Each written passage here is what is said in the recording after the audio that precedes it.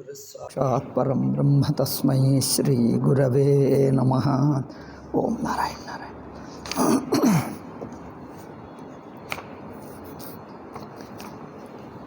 ಅವಸ್ಥೆಗಳಿಗೆ ಜಪ್ತೆ ಸಾರಿ ಈ ಕಡೆ ಒಂದು ಅವಸ್ಥೆಗಳಿಗೆ ಪರಸ್ಪರ ಸಂಬಂಧವಿಲ್ಲ. ಏಕೆ ಅಂದರೆ ಅವಸ್ಥೆಗಳು ಎಂದು ಬಹುವಚನ ಹೇಳಕ್ಕೆ ಆಗಲ್ಲ, ಹೇಗೆ ಎನ್ನುವುದಕ್ಕೆ ತೋರಿಸ್ತಾ ಇದ್ದಾನೆ. ಏಕೆಂದರೆ ಸಂಬಂಧಗಳಿರಬೇಕಂದ್ರೆ ಅವು ಮೂರಾಗಿರಬೇಕು.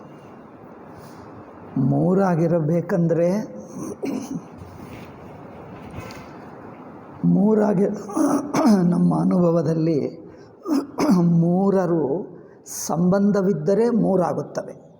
ನೋಡಿ, ಒಂದಕ್ಕಿಂತ ಹೆಚ್ಚು, ಮೂರು ಅಂದರೆ ಒಂದಕ್ಕಿಂತ ಹೆಚ್ಚು ಸಂಬಂಧವಿದ್ದರೆ ಒಂದಕ್ಕಿಂತ ಹೆಚ್ಚಾಗ್ತವೆ. ಒಂದಕ್ಕಿಂತ ಹೆಚ್ಚಾದರೆ ಸಂಬಂಧ ವಹಿಸೋಕ್ಕಾಗ್ತದೆ. ಆ ಎರಡು ನೋಡಿ, ನೀವು ಸಂಬಂಧ ಇದ್ದರೆ ಒಂದಕ್ಕಿಂತ ಹೆಚ್ಚು ಹೇಳ್ತೀರಿ, ಇಲ್ಲದಿದ್ದರೆ ಒಂದಕ್ಕಿಂತ ಹೆಚ್ಚು ಆದರೆ ಹೇಗಾಗ್ತದೆ? ಅನುಭವದಲ್ಲಿ ಒಂದಕ್ಕಿಂತ ಹೆಚ್ಚು ಎಂದು ಹೇಳಬೇಕಾದರೆ ಸಂಬಂಧ ಇರಬೇಕು. ಸಂಬಂಧ ಇದ್ದರೆ ಒಂದಕ್ಕಿಂತ ಹೆಚ್ಚು ಎಂದು ಗೊತ್ತಾಗ್ತದೆ. ಸಂಬಂಧವಿಲ್ಲದಿದ್ದರೆ ಗೊತ್ತೇ ಆಗಲ್ಲ. ಎಲ್ಲವೂ ಒಂದೇ ಒಂದೇ ಒಂದೇ ಒಂದೇ ಅನುಭವ. ಸುಮ್ಮನೆ ಸ್ವಾಮೀಜಿ ಹೇಳಲಿಲ್ಲ, ನಾನು ಹೇಳ್ತಾ ಇದ್ದೆ. ಇದು ಒಂದು ಹೇಳ್ತೀರಿ, ಇದು ಎರಡು ಎಂದು, ಇದು ಮೂರು, ಇದು ನಾಲ್ಕು, ಇದು ಐದು. ಇದು ಒಂದು ಹೇಳಿದ ನಂತರ ಇದು ಎರಡು ಏಕೆ ಹೇಳಿದ್ದೀರಿ? ಈ ಒಂದನ್ನು ಇಟ್ಕೊಂಡರೆ ಎರಡಾಗುತ್ತದೆ. ನೀವು ಇದು ಒಂದು ನಂತರ ಇದು ಮತ್ತೆ ಹಿಂದೆ ಇದನ್ನು ಇಟ್ಕೊಳ್ಳಬೇಡಿ. ಏಕೆಂದರೆ ಹಿಂದೆ ಅಂದರೆ ಅದು ನಂತರ ಎಂದು ಒಂದು ಕನೆಕ್ಷನ್ ಇರಬೇಕು. ಕಾಲ ಅದು ಹಿಂದೆ ಮುಂದೆ ಇಲ್ಲ. ಈಚ್ ಒನ್ ನೇರ ನೋಡ್ತಾ ಇದ್ದೀವಿ. ಪ್ರತಿಯೊಂದನ್ನು ನೇರಾಗಿ ನೋಡ್ತಾ ಇದ್ದೆ. ಪ್ರತಿಯೊಂದನ್ನು ನೇರಾಗಿ ನೋಡಿದ್ದರೆ ಇದು ನೋಡಿದ್ದೀವಿ ಅಷ್ಟೇ, ಹಿಂದೆ ಇಲ್ಲ ಮುಂದೆ ಇಲ್ಲ. ಮತ್ತೆ ಇದು ನೋಡಿದ್ದೀವಿ, ಒಂದು, ಮತ್ತೆ ಒಂದು, ಮತ್ತೆ ಒಂದು, ಮತ್ತೆ ಒಂದು, ಅಷ್ಟೇ. ಎಷ್ಟು ಸಲ ನೋಡಿದ್ರೂ ಒಂದು ಒಂದು ಒಂದು ಅಷ್ಟೇ. ಮತ್ತೆ ಎರಡು ಎಲ್ಲಿಂದ ಬರ್ತದೆ ನೋಡಿ. ಅರಿವು ಗೊತ್ತಾಗ್ತಾ ಇದೆ ಅಷ್ಟೇ. ಇದು ಎಷ್ಟನೇದು ಅಂದರೆ ಹಿಂದೆ ಇನ್ನೊಂದಕ್ಕೂ ಕನೆಕ್ಷನ್ ಇರಬೇಕು, ಹೋಲಿಸಬೇಕು. ಇನ್ನೊಂದು ಅಂದರೆ ಮತ್ತೆ ಕಾಲ ದೇಶ ಬಿಟ್ಟು ನೇರ ಸುಮ್ಮನೆ ತಿಳ್ಕೊ. ಸಾಕ್ಷಿ ಅವಸ್ಥಾ ದೃಷ್ಟಿಯಿಂದ ನೋಡಿದ್ದರೆ ನೇರಾಗಿ ತಿಳಿಯುತ್ತಾ ಇದ್ದೆ, ನೇರಾಗಿ ಅರಿವಾಗಿದ್ದೇನೆ, ಅರಿವಿಗೂ ಗೊತ್ತಾಗ್ತಾ ಇದೆ ಅಷ್ಟೇ. ಈಗ ಹಿಂದೆ ಮುಂದೆ ಕನೆಕ್ಷನ್ ಇಲ್ಲ, ದೇಶ ಕಾಲ ವಸ್ತು ಸಂಬಂಧ ಇಲ್ಲ, ಸುಮ್ಮನೆ ಅರಿವು. ಅದರಿಂದ ಎಲ್ಲವೂ ಗೊತ್ತಾಗ್ತಾ ಇದೆ ಅಷ್ಟೇ. ಎಷ್ಟನೆಯದು ಆ ಮಾತು ಅಂದರೆ ಮತ್ತೆ ಸಂಬಂಧ ಬೇಕು. ಸಂಬಂಧವಿದ್ದರೆ ಒಂದಕ್ಕಿಂತ ಹೆಚ್ಚಾಗಿ ತೋರ್ತವೆ, ಒಂದಕ್ಕಿಂತ ಹೆಚ್ಚಾಗಿ ತೋರಿದ್ದರೆ ಸಂಬಂಧ ಆಗುತ್ತದೆ. మరి ಒಂದೇ ನೋಡಿದ್ದರೆ ಸಂಬಂಧವಿಲ್ಲ, ಒಂದಕ್ಕಿಂತ ಹೆಚ್ಚಿಲ್ಲ. ನೀವು ಒಂದೇ ನೋಡಿದ್ದರೆ ಒಂದಕ್ಕಿಂತ ಹೆಚ್ಚು ಇಲ್ಲ, ಸಂಬಂಧ ಇಲ್ಲ. ಸ್ವಾಮೀಜಿ ಅವಸ್ಥೆಗಳಿಗೆ ಸಂಬಂಧವಿಲ್ಲ ಹೇಳಿಬಿಟ್ರಲ್ಲ, ಅದು ಹೇಗೆ? ಸ್ವಾಮೀಜಿ 5 ಹೆಗ್ಗುರುತುಗಳು ಹೇಳಿದ್ದಾರೆ.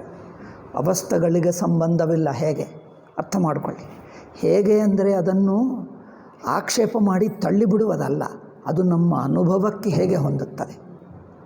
ಅವಸ್ಥೆಗಳಿಗೆ ಸಂಬಂಧವು ಏಕಿಲ್ಲ. ಎಲ್ಲಿ ತಪ್ಪು ಮಾಡ್ತಾ ಇದ್ದೀನಿ ನಾನು? మరి ಸ್ವಾಮೀಜಿ ಹೇಳಿದ್ದು ಯಾವ ದೃಷ್ಟಿಯಿಂದ ನೋಡಿದ್ದರೆ ಇದು ಸರಿಯಾಗ್ತದೆ, ಹೊಂದುತ್ತದೆ. ಅವರು ಹೇಳಿದ್ದು ಕರೆಕ್ಟಾಗಿ ಅನುಭವಕ್ಕೆ ಹೊಂದಬೇಕು.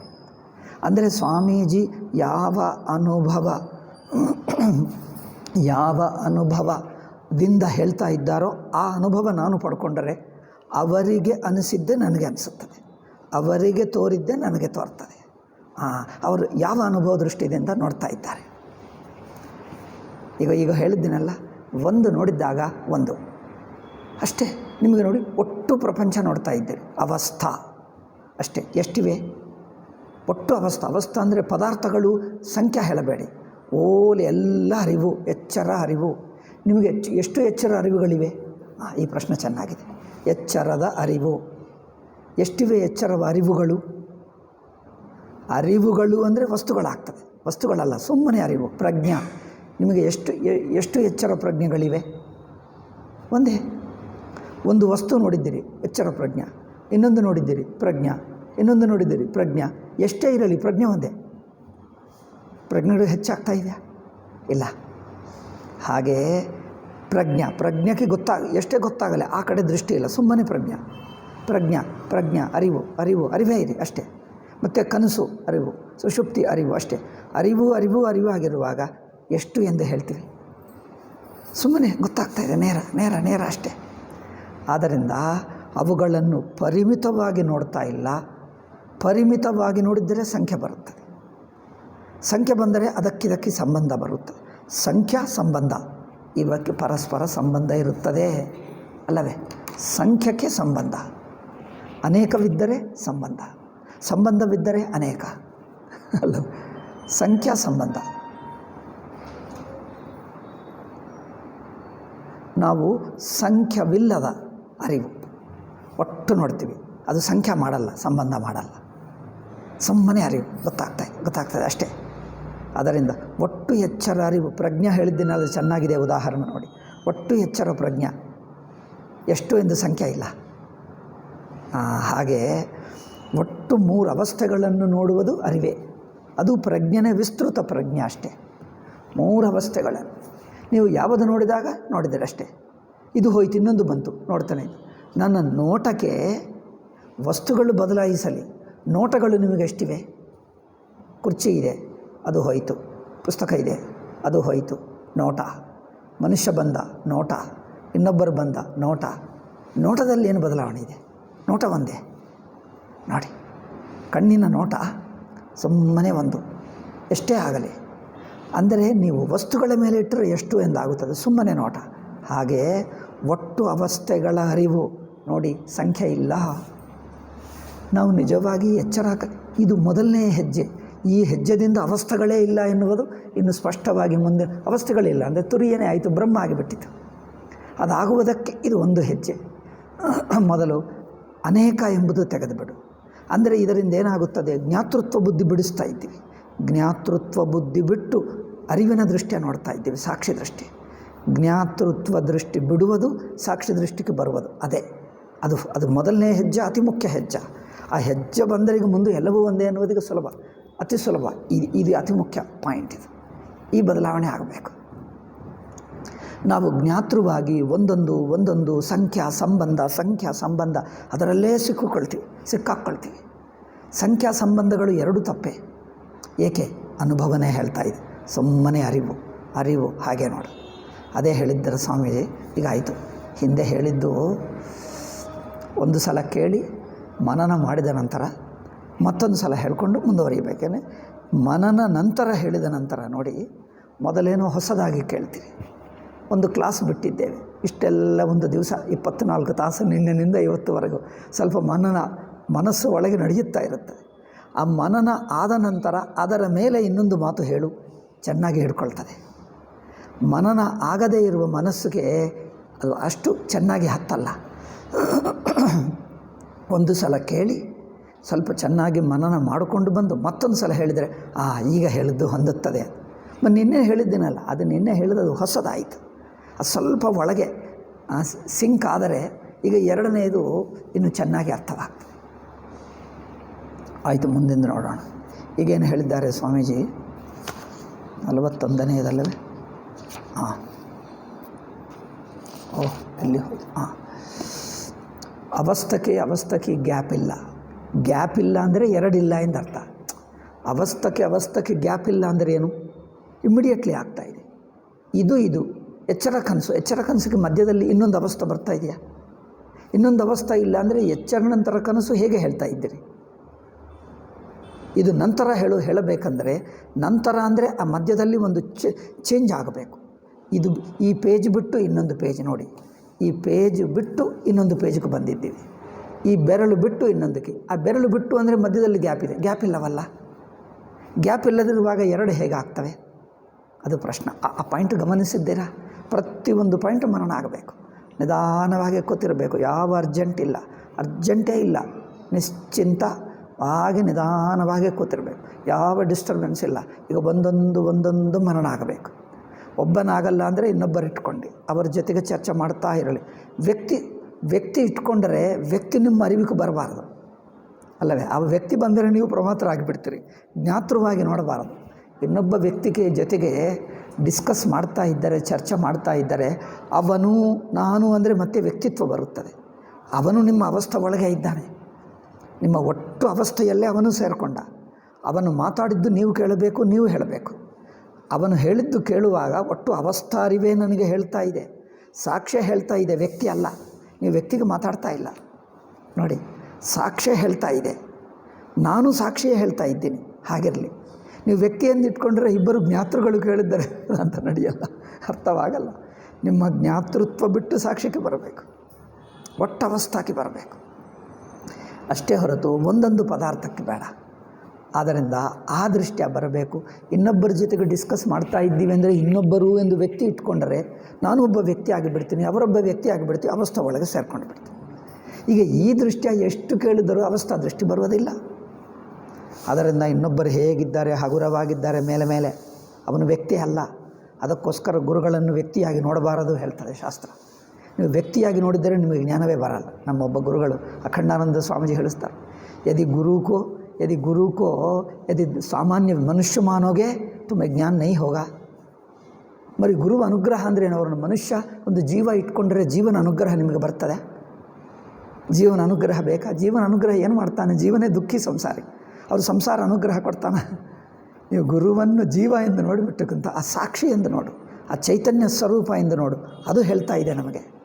ಆ ಚೈತನ್ಯ ಮಟ್ಟದಿಂದ, ಆ ಚೈತನ್ಯ ಸ್ವರೂಪದಿಂದ ಅವಸ್ಥೆಗಳೆಲ್ಲನ್ನು ತನ್ನಲ್ಲಿ ಸೇರಿಸಿಕೊಂಡು ತಾನು ಅರಿವಾಗಿರುವ ಆ ಅರಿವು ಮಾತಾಡ್ತಾ ಇದೆ.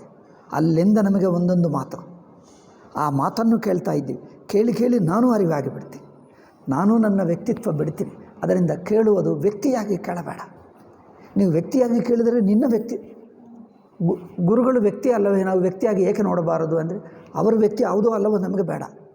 ಅವನ್ನು ವ್ಯಕ್ತಿಯಾಗಿ ನೋಡಿದರೆ ನೀನು ವ್ಯಕ್ತಿಯಾಗಿ ಬಿಡ್ತೀವಿ. ನಿಮಗೋಸ್ಕರ ಹೇಳ್ತಾ ಇದ್ದೀವಿ, ಅವ್ರಿಗೋಸ್ಕರ ಅಲ್ಲ. ಅವರು ಏನೇ ಆಗಲಿ ಬಿಡು, ಅವು ಗುರು ಒಳ್ಳೆಯನೋ ಕೆಟ್ಟನೋ ನಮಗೇಕೆ.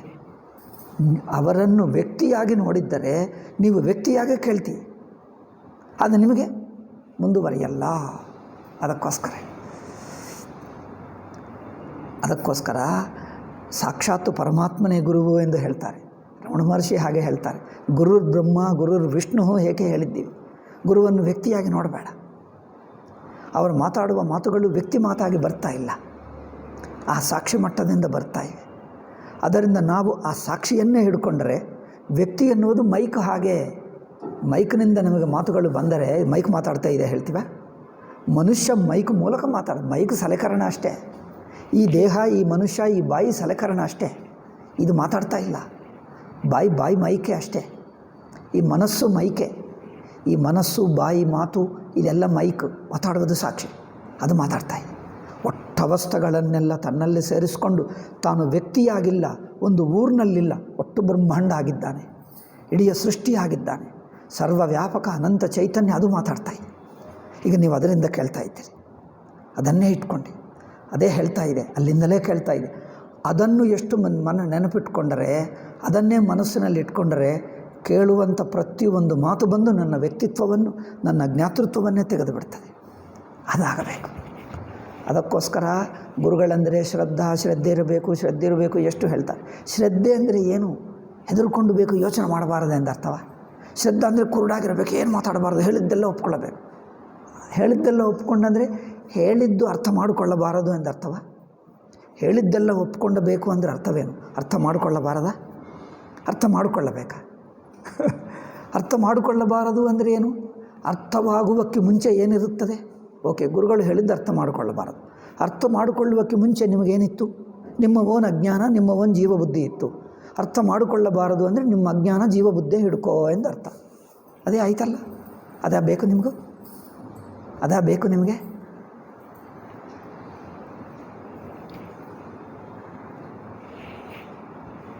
ಅಂದರೆ ತಾನು ಅದೇ ಜೀವಬುದ್ಧಿ, ಅದೇ ಅಜ್ಞಾನಿ ಬುದ್ಧಿ, ಅದೇ ಇರಬೇಕು ಅಂದರೆ ಅರ್ಥ ಮಾಡ್ಕೊಳ್ತಾ ಇಲ್ಲ ಅಂದರೆ ಅದೇ ಅಜ್ಞಾನ ಇರ್ತೀವಿ. ಅದು ಏನು ಪ್ರಯೋಜನ? ಆದ್ದರಿಂದ ಅವರನ್ನು ಪೂರ್ತಿ ಸಾಕ್ಷಿ, ಅವಸ್ಥೆಯ ಅರಿವಾಗೇ ಇದ್ದಾನೆ. ಆ ಅರಿವು ಈ ನನ್ನ ಅನಿಸಿಕೆಯನ್ನು, ನನ್ನ ದೇಹೇಂದ್ರಿಯ ಮನಸ್ಸುಗಳನ್ನು ಇದನ್ನು ಬಿಡಿಸಿಬಿಟ್ಟು ಆ ಅರಿವು ಸರ್ವವ್ಯಾಪಕವಾಗಿದ್ದು ನನ್ನನ್ನು ಮುಳುಗಿಸ್ತದೆ, ನನ್ನನ್ನು ತನ್ನಲ್ಲಿ ಸೇರಿಸಿಕೊಂಡು ಬಿಡ್ತದೆ. ಯಾವ ಅರಿವು ಗುರು ಆಗಿದ್ದಾನೋ, ಯಾವ ಗುರು ಯಾವ ಚೈತನ್ಯದಿಂದ ಈ ಮಾತುಗಳು ಬರುತ್ತಾ ಇದೆಯೋ, ವೇದಾಂತ ಮಾತುಗಳು ಅಥವಾ ವೇದಾಂತ ಶಾಸ್ತ್ರವೇ ಇನ್ನೇನು ಉಪನಿಷತ್ತುಗಳು ಆ ಅರಿವಿನಿಂದ ಬರುತ್ತಾ ಇವೆ.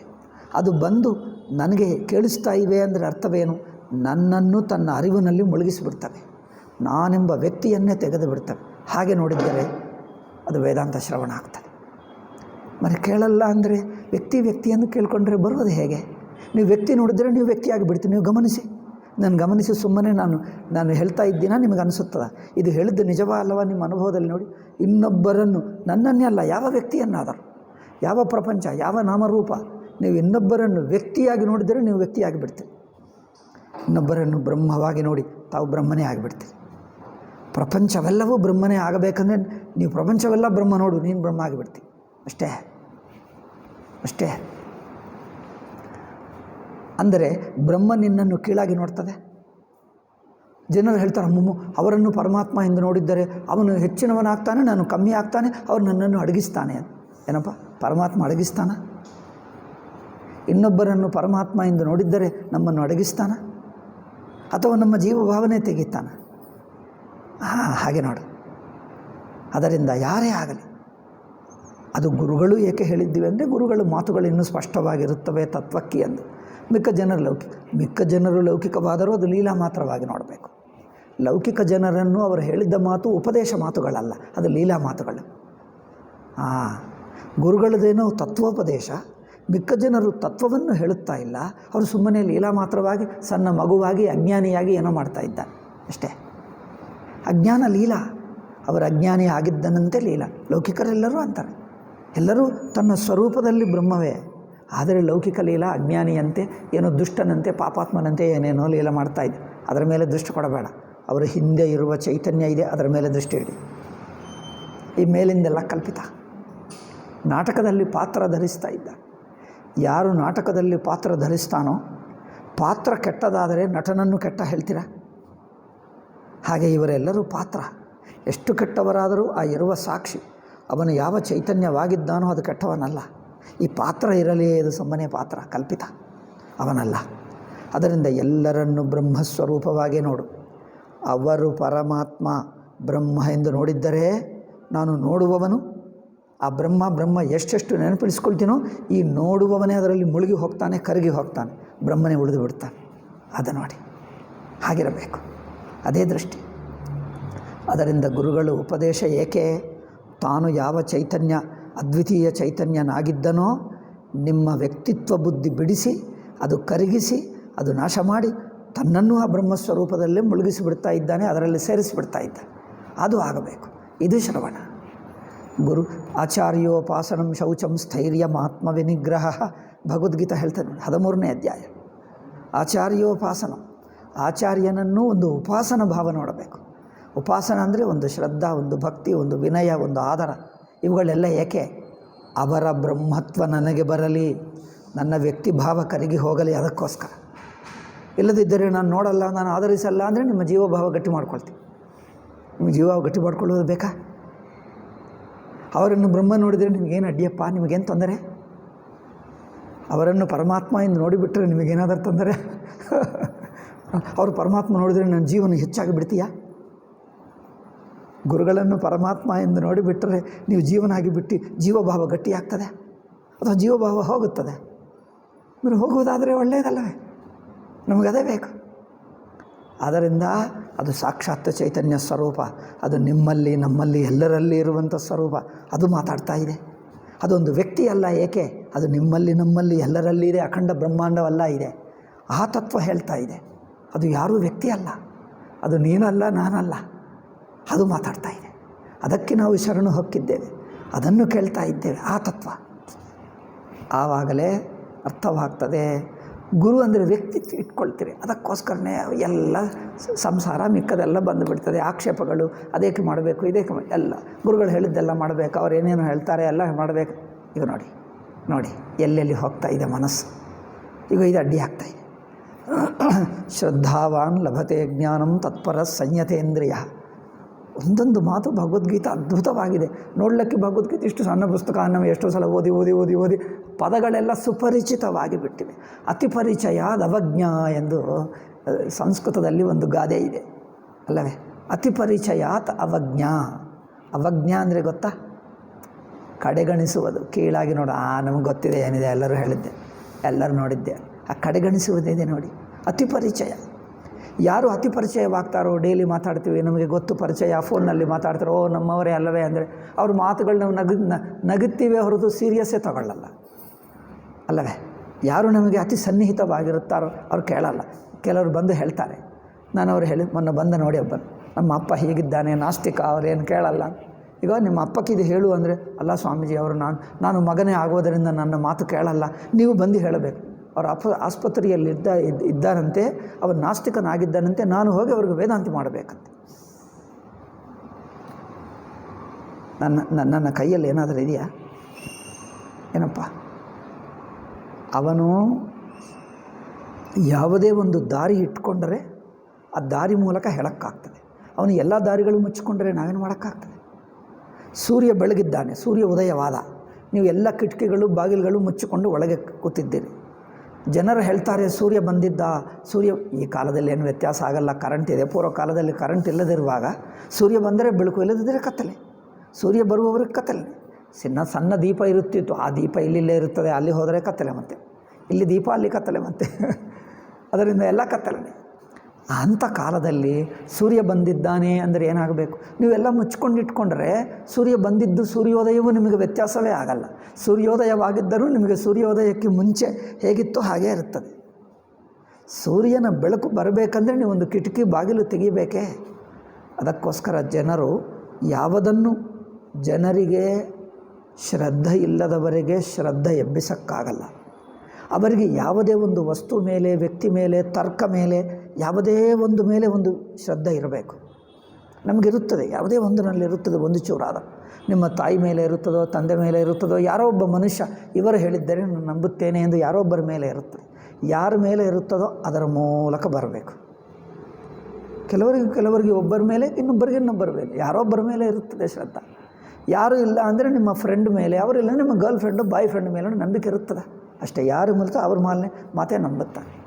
ಯಾರನ್ನು ನಂಬಿದ್ದರೆ ಅವರು ಯಾರೋ ಒಬ್ಬರ ಮೇಲೆ ಇರುತ್ತೆ. ನಿಮಗೊಂದು ಗುರು ಇರಬಹುದು, ಅವ್ರ ಮೇಲೆ ನಂಬಿಕೆ ಆಯಿತು, ಅವ್ರ ಮೂಲಕನೇ ಆಗುತ್ತೆ.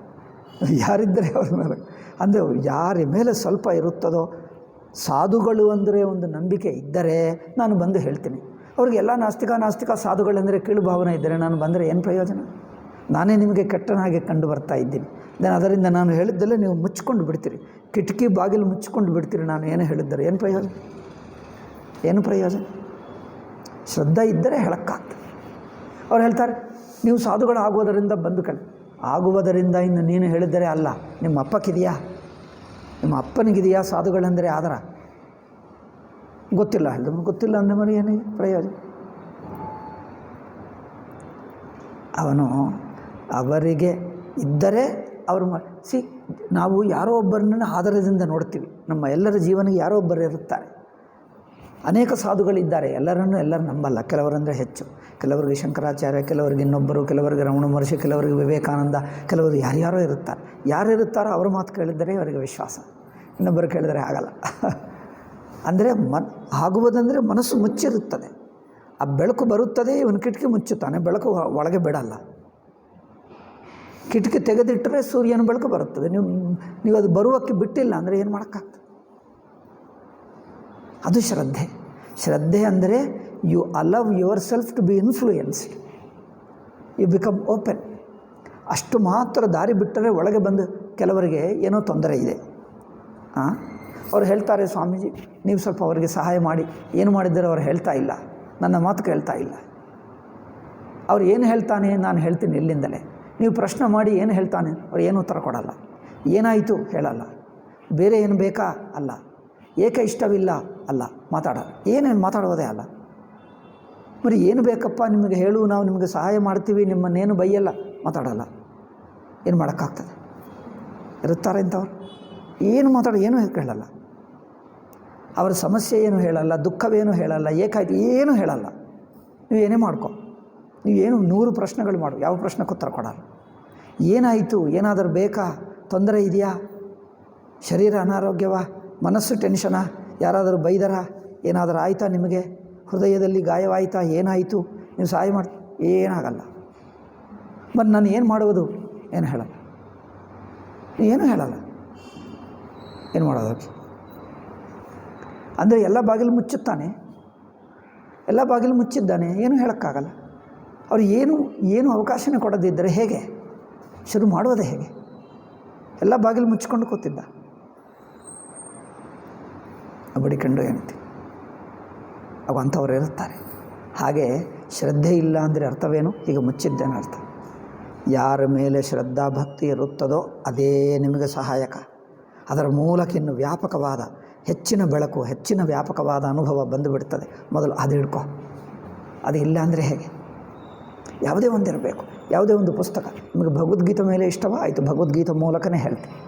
ಅದಕ್ಕೋಸ್ಕರ ನಮ್ಮ ಜನರು ಯಾರಿಗೆ ಯಾವ ಪುಸ್ತಕ ಮೇಲೆ, ಯಾವ ಗುರುಗಳ ಮೇಲೆ ಶ್ರದ್ಧೆ ಇರುತ್ತದೋ ಅವರ ಪುಸ್ತಕನೇ ಇಟ್ಕೊಂಡು ಅವರ ಮಾತೇ ಓದಿ ಹೇಳ್ತಾರೆ. ಏಕೆಂದರೆ ಅವ್ರ ಮೇಲೆ ನಿಮಗೆ ಗುರಿ ಇದೆ ಮೊದಲೇ. ತೆಲುಗಿನಲ್ಲಿ ಗುರಿ ಹೇಳ್ತೀವಿ, ಏನು ಹೇಳ್ತಾರೋ ಕನ್ನಡದಲ್ಲಿ? ಗುರಿ ಅಂದರೆ ಶ್ರದ್ಧೆ. ಅವ್ರ ಮೇಲೆ ಶ್ರದ್ಧೆ ಇದೆ. ಅದರಿಂದ ಅದು ಹೇಳಿದ್ದರೆ ನಿಮ್ಮ ಹೃದಯಕ್ಕೆ ತಕ್ಷಣವೇ ಹತ್ತುತ್ತದೆ. ಮನಸ್ಸು ಇನ್ನೂ ಹೆಚ್ಚಾಗ್ತದೆ, ಶುದ್ಧವಾಗ್ತದೆ, ಓಪನ್ ಆಗ್ತದೆ, ಇನ್ನೂ ಏನು ಒಳಹೊಕ್ಕು ನೋಡ್ತದೆ, ಸ್ಪಷ್ಟವಾಗ್ತದೆ. ಆದ್ದರಿಂದ ಅವರ ಮೇಲೆ ನಿಮ್ಮ ನಂಬಿಕೆ ಇಲ್ಲ ಅಂದರೆ ಓಕೆ, ನಂಬಿಕೆ ಇರುವ ಗುರುವನ್ನು ಮಾಡ್ಕೊ. ಈ ಗುರು ಇಷ್ಟವಿಲ್ಲ ಅಂದರೆ ಇನ್ನೊಂದು ಕಡೆ ಹೋಗಿ. ಯಾರಂದ್ರೆ ಅಲ್ಲ, ನಮಗೆ ನಾವು ಯಾರು ಎಂದು ಆಗ್ರಹವಿಲ್ಲ. ಯಾವ ಗುರುವ ಮೂಲಕ ನಿಮಗೆ ಆ ನಿಗೂಢ ತತ್ವ ಕೇಳುವುದಕ್ಕೆ ಮನಸ್ಸು ಓಪನ್ ಆಗ್ತದೋ ಅವರನ್ನು ಕೇಳಿ.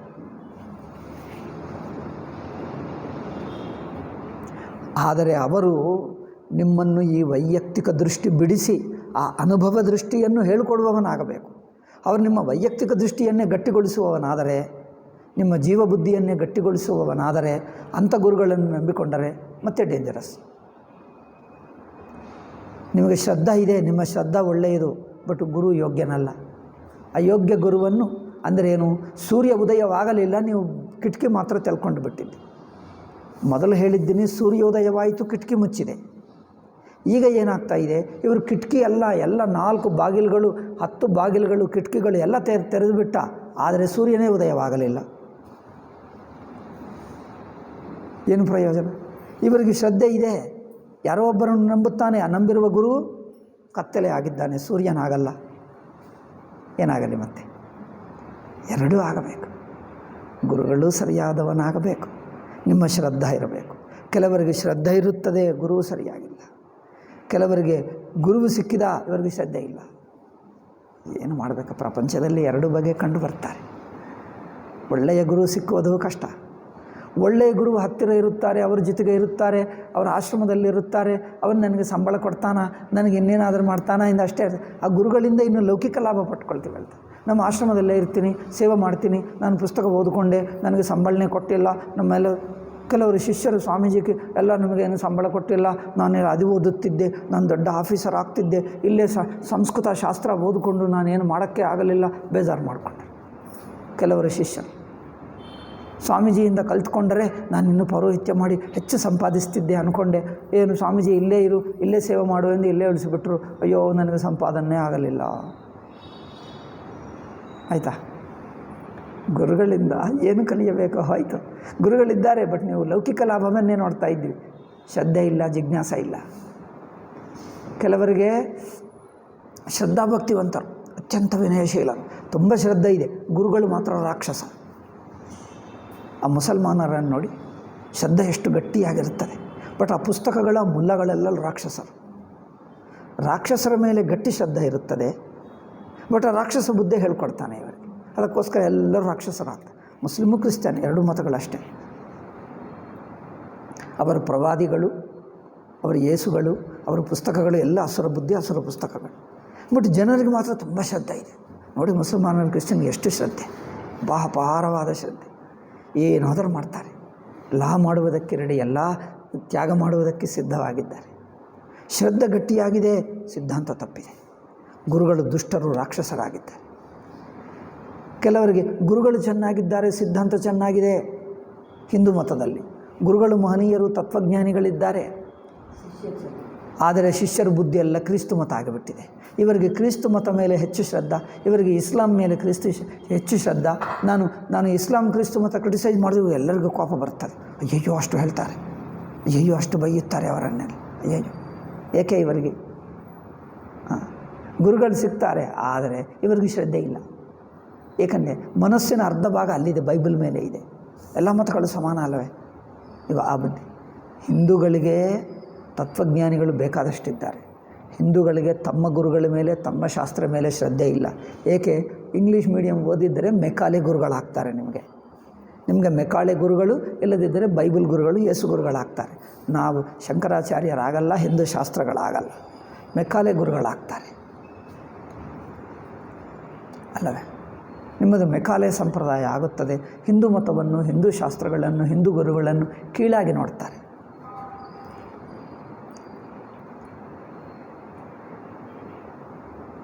ಒಂದು ಮಾತು ಹೇಳಲ್ಲ,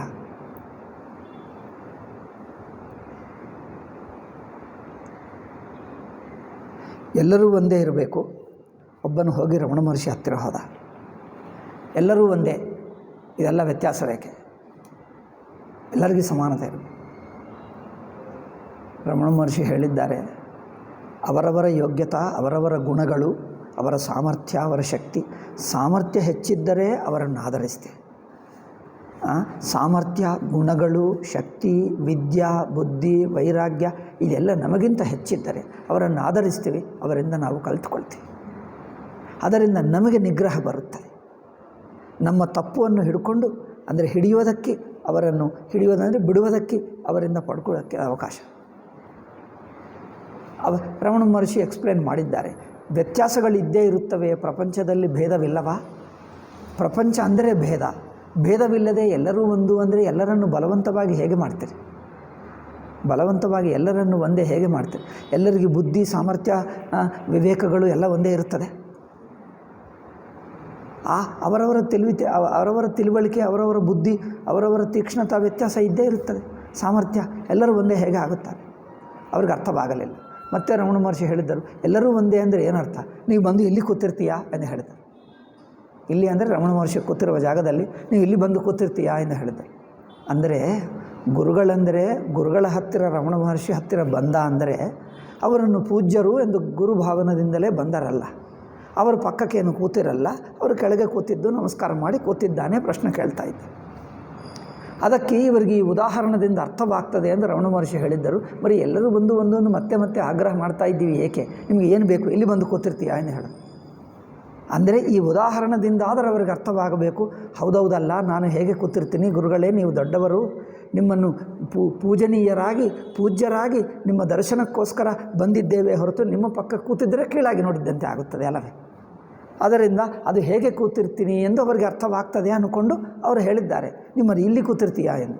ಅವ್ರೇನು ಹೇಳಿದ್ದಾರೆ ಗೊತ್ತಾ? ಹೌದು ಕೂತಿರ್ತೀನಿ, ಬಟ್ ಇವರೆಲ್ಲರೂ ನನ್ನನ್ನು ಬೈಯುತ್ತಾರೆ, ಅದಕ್ಕೋಸ್ಕರ ನಾನು ಕೂತಿರಲಿಲ್ಲ. ಈಗ ಅರ್ಥವಾಯಿತಾ? ಇವರಿಗೆ ಏನು ಅರ್ಥವಾಗಬೇಕು? ದಡ್ಡರು, ಇಂಗ್ಲೀಷ್ ಮೀಡಿಯಮ್ ಓದಿರುವ ದಡ್ಡರೇ. ಓಕೆ, ಇಲ್ಲೇ ಕೂತಿದ್ದೀವಿ, ಸಮಾನ ಆಯಿತು. ನೀವು ಅಲ್ಲಿ ಕುಳಿತುಕೊಂಡು ನಮಸ್ಕಾರ ಮಾಡಿ ಶ್ರದ್ಧಾಭಕ್ತಿಯಿಂದ ಅವರ ಮಾತು ಕೇಳಿದ್ದರೆ ಏನು ಲಾಭವಾಗುತ್ತದೋ ಅದಕ್ಕಿಂತ ಹೆಚ್ಚಿನ ಲಾಭವಾಗ್ತದೆ ಅವರಿಗೆ ಶೇಕ್ ಹ್ಯಾಂಡ್ ಮಾಡಿ ಪಕ್ಕಕ್ಕೆ ಕೂತ್ಕೊಂಡು ಅವ್ರ ಮೇಲೆ ಭುಜ ಮೇಲೆ, ರಮಣ ಮಹರ್ಷಿ ಮೇಲೆ ಭುಜ ಮೇಲೆ ಕೈ ಹಾಕಿದ್ದರೆ ನಿಮಗೆ ಹೆಚ್ಚಿನ ಜ್ಞಾನ ಬರುತ್ತದೆ. మరి ಏನಪ್ಪ ನಿಮಗೆ ಈಕ್ವಾಲಿಟಿ ಅಂದರೆ ಏನು ಬೇಕು? ನಿಮಗೆ ಸಮಾನತೆ ಆಗುತ್ತದೆ, ಬಟ್ ಸಿಕ್ಕಿದ್ದೇನು ನಿಮಗೆ? ಇದು ಮೂರ್ಖರು. ಗುರುಗಳು ಸಿಕ್ಕಿದ್ದರು, ಮೂರ್ಖತನ ಬಿಡಲ್ಲ. ಶ್ರದ್ಧೆ ಇಲ್ಲ, ಮೂರ್ಖತನ ಹೆಚ್ಚಿದೆ. ಹಿಂದೂಗಳು ಶ್ರದ್ಧೆ ನಾಶ ಮಾಡುವುದಕ್ಕೆ ಆಧುನಿಕ ಟಿ ವಿಗಳು, ಪುಸ್ತಕಗಳು, ಆಧುನಿಕ ಏನು ಎಲ್ಲವೂ ನಾಶ ಮಾಡ್ತಾಯಿವೆ. ವಿದ್ಯಾವಿಧಾನಗಳು ಅಂದರೆ ವಿದ್ಯಾವಿಧಾನ ಅಂದರೆ ಶಾಲೆಗಳು, ಪುಸ್ತಕಗಳು, ಟೀಚರ್ಗಳು ಎಲ್ಲರೂ ಇದರಷ್ಟು ನಾಶ ಮಾಡ್ತಾ ಇದ್ದಾರೆ. ಇನ್ನೊಬ್ಬರನ್ನು ಹೆಚ್ಚಾಗಿ ನೋಡಬೇಡ. ಹೆಚ್ಚಾಗಿ ನೋಡಿದರೆ ನಿಮಗೆ ಇನ್ಸಲ್ಟ್ ಅಂದರೆ ಏನು? ನಿಮ್ಮ ಅಹಂಕಾರಕ್ಕೆ ಅಡ್ಡಿ. ಇನ್ನೊಬ್ಬರನ್ನು ಹೆಚ್ಚಾಗಿ ನೋಡಿದ್ದರೆ, ಪೂಜ್ಯವಾಗಿ ನೋಡಿದ್ದರೆ ನಿಮ್ಮ ಅಹಂಕಾರಕ್ಕೆ ಅಡ್ಡಿ. ಅದರಿಂದ ಅಹಂಕಾರ ಉಳಿಸ್ಕೋ. ನಮಗಿಂತ ಹೆಚ್ಚು ಯಾರೂ ಇರಬಾರದು, ಅವರೆಲ್ಲರನ್ನು ಇನ್ಸಲ್ಟ್ ಮಾಡು, ಸಮಾನವಾಗಿ ಬಿಡ್ತೀವಿ ಅಲ್ಲ. ಹೌದು, ಸಮಾನವಾಯಿತು. ಏನು ಸಿಕ್ಕಿತು ಇದರಿಂದ? ಮುಸಲ್ಮಾನರಲ್ಲಿ ಎಷ್ಟಿದ್ದಾರೆ ಭಾರತ ದೇಶದಲ್ಲಿ? ಕ್ರಿಸ್ತ ಜನರು ಎಷ್ಟಿದ್ದಾರೆ ಪ್ರಪಂಚದಲ್ಲಿ? ಮುಸ್ಲಿಮರಿಗೆ ಆಗಲಿ ಎಷ್ಟು ತತ್ವಜ್ಞಾನಿಗಳಿದ್ದಾರೆ? ಒಬ್ಬ ತತ್ವಜ್ಞಾನಿ ತೋರಿಸು.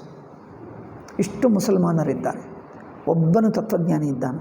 ಸಮಾನತೆ ಇದೆ, ಬಟ್ ತತ್ವಜ್ಞಾನಿ ಇದೆಯಾ? ಏಕೆ?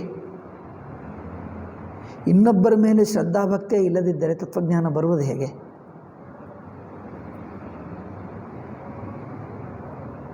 ಅದರಿಂದ ಎಲ್ಲಿ ಸಮಾನತೆ ಇರುತ್ತದೋ ಅಲ್ಲಿ ಯಾವ ಸದ್ಗುಣ ಬೆಳೆಯಲ್ಲ, ಯಾರು ಮೇಲೆ ಮಟ್ಟಕ್ಕೆ ಹೋಗಲ್ಲ. ಎಲ್ಲರೂ ನೋಡಿ, ಇಷ್ಟಿಷ್ಟು ಮುಸ್ಲಿಮರ ಜನರು ಹೇಳ್ತಾರೆ, ಎಲ್ಲರನ್ನು ಮಾತಾಡಿಸು. ಅದೇ ಮೂರ್ಖತನ, ಅದೇ ಸಂಕುಚಿತ ಬುದ್ಧಿ. ಒಬ್ಬನು ಬುದ್ಧಿವಂತ, ಸ್ವಲ್ಪ ಹೆಚ್ಚು ವ್ಯಾಪಕ ದೃಷ್ಟಿ ಇರುವವನು ಒಬ್ಬನೂ ಇಲ್ಲ. ಒಂದು ವ್ಯಾಪಕ, ಉತ್ತಮ, ಸಜ್ಜನ, ತ್ಯಾಗಶೀಲ ಒಬ್ಬನೂ ಇಲ್ಲ. ಎಲ್ಲರೂ ಅದೇ ದುಷ್ಟ. ಎಲ್ಲರೂ ಸಮಾನ, ಬಟ್ ಅದೇ ಮಟ್ಟದಲ್ಲಿರ್ತಾರೆ, ಯಾರು ಮೇಲೆ ಕೇಳಲ್ಲ. ಅದು ಬೇಕಾ ನಿಮಗೆ? ಅದು ಬೇಕಾ? ಅದು ನೋಡಿ ಆ ಪ್ರಶ್ನೆ. ಅದು ಮತ್ತೆ ನಾನು ಪುಸ್ತಕ ಅಲ್ಲಿ ಓದುತ್ತಿದ್ದೆ ಮೊನ್ನೆ, ಇಲ್ಲಿ ಬರುವಕ್ಕೆ ಮುಂಚೆ ಹೊಳೆನರಸೀಪುರದಲ್ಲಿರುವಾಗ ಪುಸ್ತಕ ಇಲ್ಲಿ ಇಲ್ಲ, ರಮಣ ಮಹರ್ಷಿ ಪುಸ್ತಕನೇ ಇಲ್ಲ. ನಾನು ಎಲ್ಲ ಅಲ್ಲೇ ಇಟ್ಟು ಬಂದೆ. ಎಷ್ಟು ತರಕ್ಕಾಗ್ತದೆ, ತುಂಬ ಇವೆ ರೂಮ್ ತುಂಬಿ. ಆಗಾಗ ಓದ್ತಾ ಇರ್ತೀನಿ, ಟೈಮ್ ಇದ್ದರೆ ಸ್ವಲ್ಪ.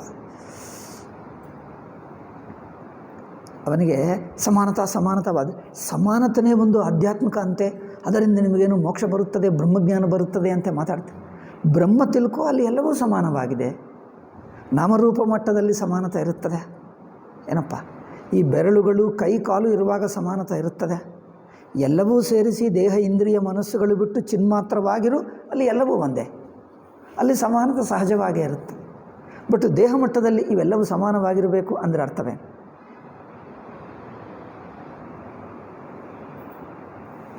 ಒಂದು ವಸ್ತು ಹಿಡಿಯಬೇಕಂದರೆ ಈ 4 ಬೆರಳುಗಳಿದ್ದರೂ ಹಿಡಿಯೋಕ್ಕಾಗಲ್ಲ. ಇದು ಒಂದನಿಂದಲೇ ಹಿಡಿಯೋಕ್ಕಾಗ್ತದೆ. ಇವನು ಯಾರು? ಕನ್ನಡದಲ್ಲಿ ಏನು ಹೇಳ್ತಾರೆ? ಜಗದ್ಗುರು ಎಂದರ್ಥ. ಇದೊಂದು ಜಗದ್ಗುರು, ಇದು ಮಿಕ್ಕದೆಲ್ಲ ಶಿಷ್ಯರು ಅಲ್ಲ. ಇದು ಒಬ್ಬನು ಜಗದ್ಗುರು, ಗುರು. ಇಲ್ಲದಿದ್ದರೆ ನೀವು ಹಿಡಿಯು ನೋಡ್ತೀನಿ, ಕಷ್ಟ ಆಗ್ತದೆ. ಅಂದರೆ ಟೆಂಟೇಟಿವ್ ಈ ಬೆರಳು ಹೆಬ್ಬೆಟ್ಟಾಗಬೇಕು, ಆವಾಗಲೇ ಆಗುತ್ತದೆ. ಇದೊಂದು ಅಂದರೆ ಇದೊಂದು ಅಂದರೆ ಹಿಡಿಯೋಕ್ಕಾಗ್ತದೆ. ಇಲ್ಲದಿದ್ದರೆ ಇವುಗಳು ಎಷ್ಟು ಮಾಡಿದ್ದರು. ಇವು ದೊಡ್ಡ ಪುಸ್ತಕ ಅಂದರೆ ಎತ್ತಕ್ಕಾಗಲ್ಲ, ಪೇಪರು ಎತ್ತಕ್ಕಾಗಲ್ಲ. ಹಾಗೆ ಎಲ್ಲವೂ ಒಂದೇ ಬೆರಳು ಇಟ್ಕೊ, ಹಿಡಿಯೋಕ್ಕಾಗ್ತದೆ. ಎಲ್ಲರೂ ಒಂದೇ ಬೆರಳು, ಒಂದೇ ತರಹ ಇರಲಿ. ಈಗ ಹೇಗೆ ಎಲ್ಲರೂ ಒಂದೇ ಕೆಲಸ ಮಾಡ್ತಾರೆ, ಇನ್ನೊಬ್ಬ ಕೆಲಸ ಮಾಡೋಕ್ಕಾಗಲ್ಲ, మరి ಏನಾಗಲಿ? ಅದಕ್ಕೋಸ್ಕರ ಬಗೆ ಕೆಲಸಗಳಿವೆ, ಬಗೆ ಅವಶ್ಯಕತೆಗಳಿವೆ. ಅವರವರ ಅವಶ್ಯಕತೆಗೋಸ್ಕರ ಅವರವರನ್ನಿಟ್ಟರು. ಆದ್ದರಿಂದ ವಿವಿಧ ಹಂತದಲ್ಲಿ ಜನರಿದ್ದಾರೆ. ಯಾರು ನಮಗಿಂತ ಹೆಚ್ಚಿನ ಶಕ್ತಿ, ಹೆಚ್ಚಿನ ಸಾಮರ್ಥ್ಯ, ಹೆಚ್ಚಿನ ಜ್ಞಾನ, ಹೆಚ್ಚಿನದಿರುತ್ತದೋ ಅವರಿಗೆ ಆಧಾರದಿಂದ ನೋಡ್ತೀವಿ. ಅದರಿಂದ ನಮಗೆ ಆ ಸದ್ಗುಣಗಳು ಅದು ನಮಗೆ ಬರಬೇಕು ಎಂದು ನಾವು ಬೆಳೆದು ಮೇಲೆ ಮಟ್ಟಕ್ಕೆ ಹೋಗ್ತೀವಿ ಎಂದು ಆಧರಿಸ್ತೀವಿ. ಅಲ್ಲ, ಅವರು ನನಗಿಂತ ಹೆಚ್ಚಿರಬಾರದು ಅಂದರೆ ನೀವು ಮೇಲಕ್ಕೆ ಹತ್ತಲ್ಲ. ಮೆಟ್ಟಿಲಿದೆ, ಅವರು ಮೇಲೆ ಮೆಟ್ಟಿಲಿನಲ್ಲಿದ್ದಾನೆ, ಇನ್ನೊಬ್ಬರು ಮೇಲೆ ಮೆಟ್ಟಿಲಿನಲ್ಲಿ. ನಾನು ಕೆಳಗೆ ಮೆಟ್ಟಿಲಿರುವವನು ಮೇಲೆ ಮೆಟ್ಟಿಲನ್ನು ಆಧರಿಸಿ ಅವರ ಕೈ ಹಿಡ್ಕೊಂಡ್ರೆ ಮೇಲೆ ಮೆಟ್ಟಿಲಿಗೆ ಹೋಗ್ತೀನಿ. ಅಲ್ಲ, ನೀವು ಮೇಲೆ ಮೆಟ್ಟಿಲಿನಲ್ಲಿ ಇರಬಾರ್ದು, ಎಲ್ಲರೂ ನನ್ನ ಮೆಟ್ಟಿಲಿನಲ್ಲೇ ಇರಬೇಕು. ಆಯಿತು, ಎಲ್ಲರೂ ಇಲ್ಲಿದ್ದರೆ ಅವ್ರನ್ನ ಹಿಡ್ಕೊಂಡು ನೀವು ಎಲ್ಲಿಗೆ ಹೋಗ್ತೀವಿ? ಅವನು ಹಿಡ್ಕೊಂಡ್ರೆ ಅದೇ ಮೆಟ್ಟಿಲಿನಲ್ಲಿ ಇರ್ತೀವಿ. ಮೇಲಕ್ಕೆ ಹೋಗ್ತೀಯ? ಹೋಗೋಕ್ಕಾಗ್ತದೆ? మరి ಏನಿದು? ಅದು ರಮಣ ಮಹರ್ಷಿ ಹೇಳುವಕ್ಕೆ ತೋರಿಸಿದ್ದಾರೆ. మరి ಎಲ್ಲ ಒಂದೇ ಎಂದು ಈ ಆಗ್ರಹ ಬೇಕೇ? ಅಂದರೆ ನೀವು ಇಲ್ಲೇ ಕೂತಿರ್ತೀಯ ಅಂದರೆ ಹೌದು ಕೂತಿರ್ತೀನಿ ಅಂತ ಹೇಳ್ತಾರೆ. ಹೌದು, ಅಲ್ಲಿ ಕುಳಿತುಕೊಳ್ತೀನಿ, ಆದರೆ ಇವರೆಲ್ಲ ಬಿಡಲ್ಲ. ರಮಣ ಮಹರ್ಷಿ ಪಾಪ ಈ ಮೂರ್ಖನಿಗೆ ಅರ್ಥವಾಗಲ್ಲ ಅಂದ್ಕೊಂಡು ಆಯಿತು, ಅವರು ಬಿಡಲ್ಲ ಎಂದು ಹೇಳಿದ್ದೀಯಲ್ಲ, ಅವ್ರು ಏಕೆ ಬಿಡಲ್ಲ ಅಂದರೆ ನಿಮಗೆ ಯೋಗ್ಯತೆ ಇಲ್ಲ, ನೀವು ಅದು ಮಾಡಬೇಡ, ಅದನ್ನು ಆಧಾರದಿಂದ ನೋಡು ಎಂದು ಅವರು ಹೇಳಿದ ಮೂರ್ಖತ್ವವನ್ನೇ ಮತ್ತೆ ಬಳಸಿಕೊಂಡು ಇನ್ನೊಂದು ಬಗೆಯಾಗಿ ಹೇಳಿದ್ದಾರೆ ಅಲ್ಲವೇ? ಅವ್ರು ನೋಡಿದ್ದು. ಬಟ್ ಅವ್ರ ಉತ್ತರ ನೋಡು, ಅವರು ಹೇಳಿದ್ದು ಹೌದು, ನಾನು ಅಲ್ಲೇ ಕುಳಿತುಕೊಳ್ತೀನಿ, ಬಟ್ ಆದರೆ ಇವರು ಬಿಡಲ್ಲ.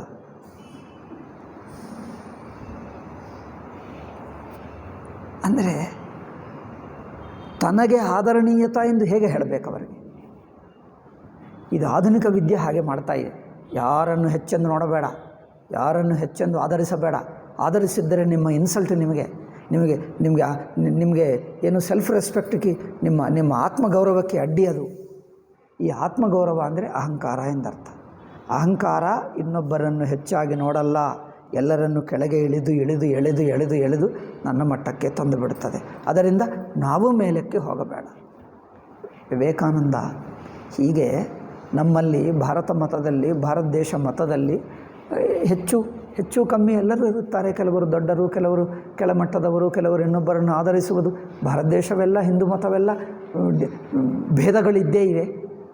ವಿವೇಕಾನಂದ ಹೇಳ್ತಾರೆ ಎಲ್ಲರೂ ಒಂದಾಗಬೇಕು, ಎಲ್ಲರಿಗೆ ಒಂದು ಕೊಡಬೇಕು, ಅದು ವ್ಯತ್ಯಾಸ ಇರಲೇಬಾರದು ಎಲ್ಲ ಹೇಳಿ ಕೊನೆಗೆ ಹೇಳ್ತಾನೆ, ಹೀಗೆ ಎಲ್ಲರೂ ಒಂದೇ ಎಂದು ಮಾಡಿಬಿಟ್ರೆ ಚೆನ್ನಾಗಿರುತ್ತದೆ. ಆದರೆ ಈಗ ಮತ, ಆಧ್ಯಾತ್ಮಿಕತಾ, ಸಂಸ್ಕೃತಿ ಎಷ್ಟು ಆಳವಾಗಿದೆಯೋ ಅಷ್ಟು ಆಳ ಎಲ್ಲ ಹೋಗಿಬಿಡ್ತದೆ. ಎಲ್ಲರೂ ಮೇಲೇ ಇರುತ್ತಾರೆ. ಮುಸ್ಲಿಂ ಕ್ರಿಸ್ತ ಸೊಸೈಟಿಯಲ್ಲಿ ಒಬ್ಬರು ಒಂದು ಆಳವಾದ ತತ್ವ, ಆಳವಾದ ಭಕ್ತ, ಆಳವಾದ ಸಾಧಕ ಎಲ್ಲಿಯಾದರೂ ಇದ್ದಾನೆ? ಎಲ್ಲರೂ ಮೇಲೇ. ಮಂದಿರಕ್ಕೆ ಹೋಗೋರ ಸಂಖ್ಯೆ ಹೆಚ್ಚಿರುತ್ತದೆ, ಜ್ಞಾನ ಯಾರಿಗೂ ಏನಿಲ್ಲ, ಆಳವಾದ ಯಾರಿಗೂ ಇಲ್ಲ. ಏಕೆಂದರೆ ನೀವು ಎಲ್ಲರನ್ನೂ ಬಲವಂತ ಮಾಡಿಬಿಟ್ರೆ ಈಗ ಅಲ್ಲೇ ಇರುತ್ತಾರೆ, ಮೇಲಕ್ಕೆ ಹತ್ತುತ್ತದೆ ಹೇಗೆ? ಅದೇ ಆಗುತ್ತದೆ. ಅದು ವಿವೇಕಾನಂದ ಹೇಳ್ತಾನೆ ಎಲ್ಲರಿಗೂ ಒಂದೇ ಆಗಬೇಕು ಅಂತ, ಮತ್ತೆ ಹೇಳ್ತಾನೆ ಅದರಿಂದ ಕಮ್ಮಿ ಆಗುತ್ತದೆ ಎಂದು ತಾನು ಒಪ್ಕೊಳ್ತಾನೆ. ಆದರೂ ಪರವಾಗಿಲ್ಲ, ಎಲ್ಲರೂ ಒಂದೇ ಆಗಬೇಕು. ಅಂದರೆ ಜನರಲ್ಲಿರುವ ಈರ್ಷೆಯನ್ನು ಏನು ಹೇಳ್ತಾರೋ ಕನ್ನಡದಲ್ಲಿ, ಈರ್ಷವನ್ನು ನನಗೆ ಗೊತ್ತಿದ್ದು ಏನೋ ಹೇಳ್ತೇನೆ, ನನ್ನ ಕನ್ನಡ ತಪ್ಪಿರ್ಬೋದು, ಮೊದಲೇ ಹೇಳಿದ್ದೀನಿ ನನಗೆ ಸರಿಯಾಗಿ ಬರಲ್ಲ. ಸೊ ಆ ಈರ್ಷವನ್ನು ಅವರು ಎನ್ಕರೇಜ್ ಮಾಡ್ತಾ ಇದ್ದಾನೆ. ಏಕೆ? ಇನ್ನೊಬ್ಬರು ನಿಮಗಿಂತ ಹೆಚ್ಚಿದ್ದರೆ ಈರ್ಷೆ ಪಟ್ಕೊಳ್ಳಬೇಡ, ಆಧಾರದಿಂದ ನೋಡು, ಅದು ನಿಮಗೆ ಒಳ್ಳೆಯದಾಗ್ತದೆ. ಅಲ್ಲ, ಅವ್ರು ಹೆಚ್ಚಿರಬಾರದು, ನಮ್ಮ ಇನ್ಸಲ್ಟ್ ನನಗೆ, ನನ್ನ ಅಭಿಮಾನಕ್ಕೆ ಅಡ್ಡಿ. ಇದರಿಂದ ಏನು ಉಪಯೋಗ? ಅಂದರೆ ಯಾರು ಮೇಲೆ ಮಟ್ಟಕ್ಕೂ ಹೋಗಬಾರದು, ಯಾರು ಸಜ್ಜನರು ಮಹಾತ್ಮರು ಹೆಚ್ಚಿನ ಶಕ್ತಿ, ಹೆಚ್ಚಿನ ಜ್ಞಾನ, ಹೆಚ್ಚಿನ ಏನಿರಬಾರದು, ಎಲ್ಲರನ್ನು ಇಳಿದು ಕೆಳಗೆ ಮಟ್ಟಕ್ಕೆ ತರಬೇಕು. ಅಂದರೆ ನಾವು ಹೇಳಬಾರದು, ಇನ್ನೊಬ್ಬರು ಹೇಳಬಾರದು, ಎಲ್ಲರೂ ಗುಂಡಾಗಳಾಗಿ ದುಷ್ಟರಾಗಿ. പക്ഷേ ಮುಸಲ್ಮಾನ ಸೊಸೈಟಿ ಹಾಗೇ ಇದೆ, ಕ್ರಿಶ್ಚಿಯನ್ ಸೊಸೈಟಿ ಹಾಗೆ, ಸಮಾಜ ಹಾಗೇ ಇದೆ. ಏಕೆ? ಯಾರು ಮೇಲಕ್ಕೆ ಹೋಗಬಾರದು. ಏನಾಗಬೇಕು? ಇದಾ?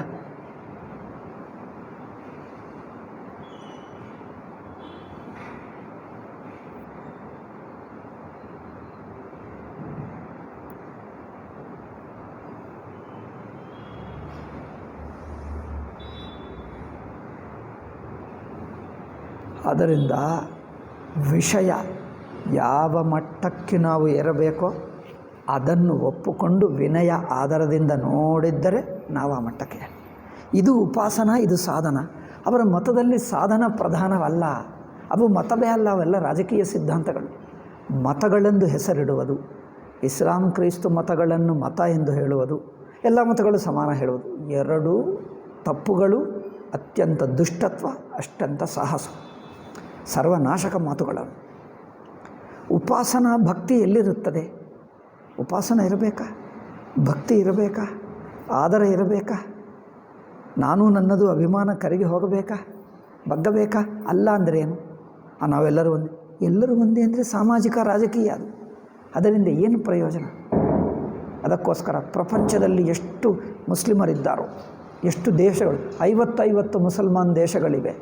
ಅಲ್ಲಿ ಹೋಗಿ ನೋಡು, ಒಬ್ಬ ತತ್ವಜ್ಞಾನಿ ಕಂಡು ಬರಲ್ಲ, ಒಬ್ಬನು ಬುದ್ಧಿವಂತ ಕಂಡು ಬರಲ್ಲ, ಎಲ್ಲಿಯೂ ಇಲ್ಲ, ಇರುವ ಸಾಧ್ಯತೆಯೂ ಇಲ್ಲ. ಇದು ಆಧುನಿಕರಿಗೆ ಹೇಳು, ಇದೆಲ್ಲ ಏನೋ ನೆಪ, ನಮಗೆ ಜ್ಞಾನಿಗಳೇಕೆ? ಎಲ್ಲರೂ ಸಮಾನ ಇರಬೇಕು, ಜ್ಞಾನಿ ಇದ್ದರೆ ನಮಗೇನು ಲಾಭ? ಅವನು ಜ್ಞಾನಿ ಆಗ್ತಾನೆ, ನಮಗೇನು? ನೋಡಿ, ಅವ್ರು ದೊಡ್ಡವರಾದರೆ ನಮಗೇಕೆ? ಈ ಸಿದ್ಧಾಂತವನ್ನು ಶಾಲೆಯಲ್ಲಿ ಹೇಳ್ಕೊಡ್ತಾ ಇದ್ದಾರೆ. ಟಿ ವಿಗಳು, ಶಾಲೆಗಳು, ಪುಸ್ತಕಗಳು ಈ ಈರ್ಷವನ್ನೇ ಪರಮ ಪ್ರಮಾಣ ಎಂದು ಮಾಡಿಬಿಡ್ತಾರೆ. ಈರ್ಷ, ದ್ವೇಷ, ಅಹಂಕಾರ, ಆಧುನಿಕ ವಿದ್ಯೆ ಎಲ್ಲ ಅದೇ. ಕ್ರಿಸ್ತು ಮತ, ಇಸ್ಲಾಂ ಮತಗಳೆಲ್ಲ ಈ ದುರಹಂಕಾರವೇ. ಈ ಅಹಂಕಾರವನ್ನೇ ಮತ ಸಿದ್ಧಾಂತ ಎಂದು ಹೇಳಿಬಿಡ್ತಾ ಇದೆ. ದ್ವೇಷ, ಅಹಂಕಾರ, ದ್ವೇಷ, ಅಹಂಕಾರ ಇವುಗಳನ್ನೇ ಮತ ಎಂದು ಹೇಳ್ತಾ ಇದೆ. మరి ಎಲ್ಲ ಮತಗಳು ಸಮಾನ, ಇದು ಏನು ಮೂರ್ಖ ಬುದ್ಧಿ, ಗುಲಾಮ್ ಬುದ್ಧಿ, ಗುಲಾಮಿ ಬುದ್ಧಿ.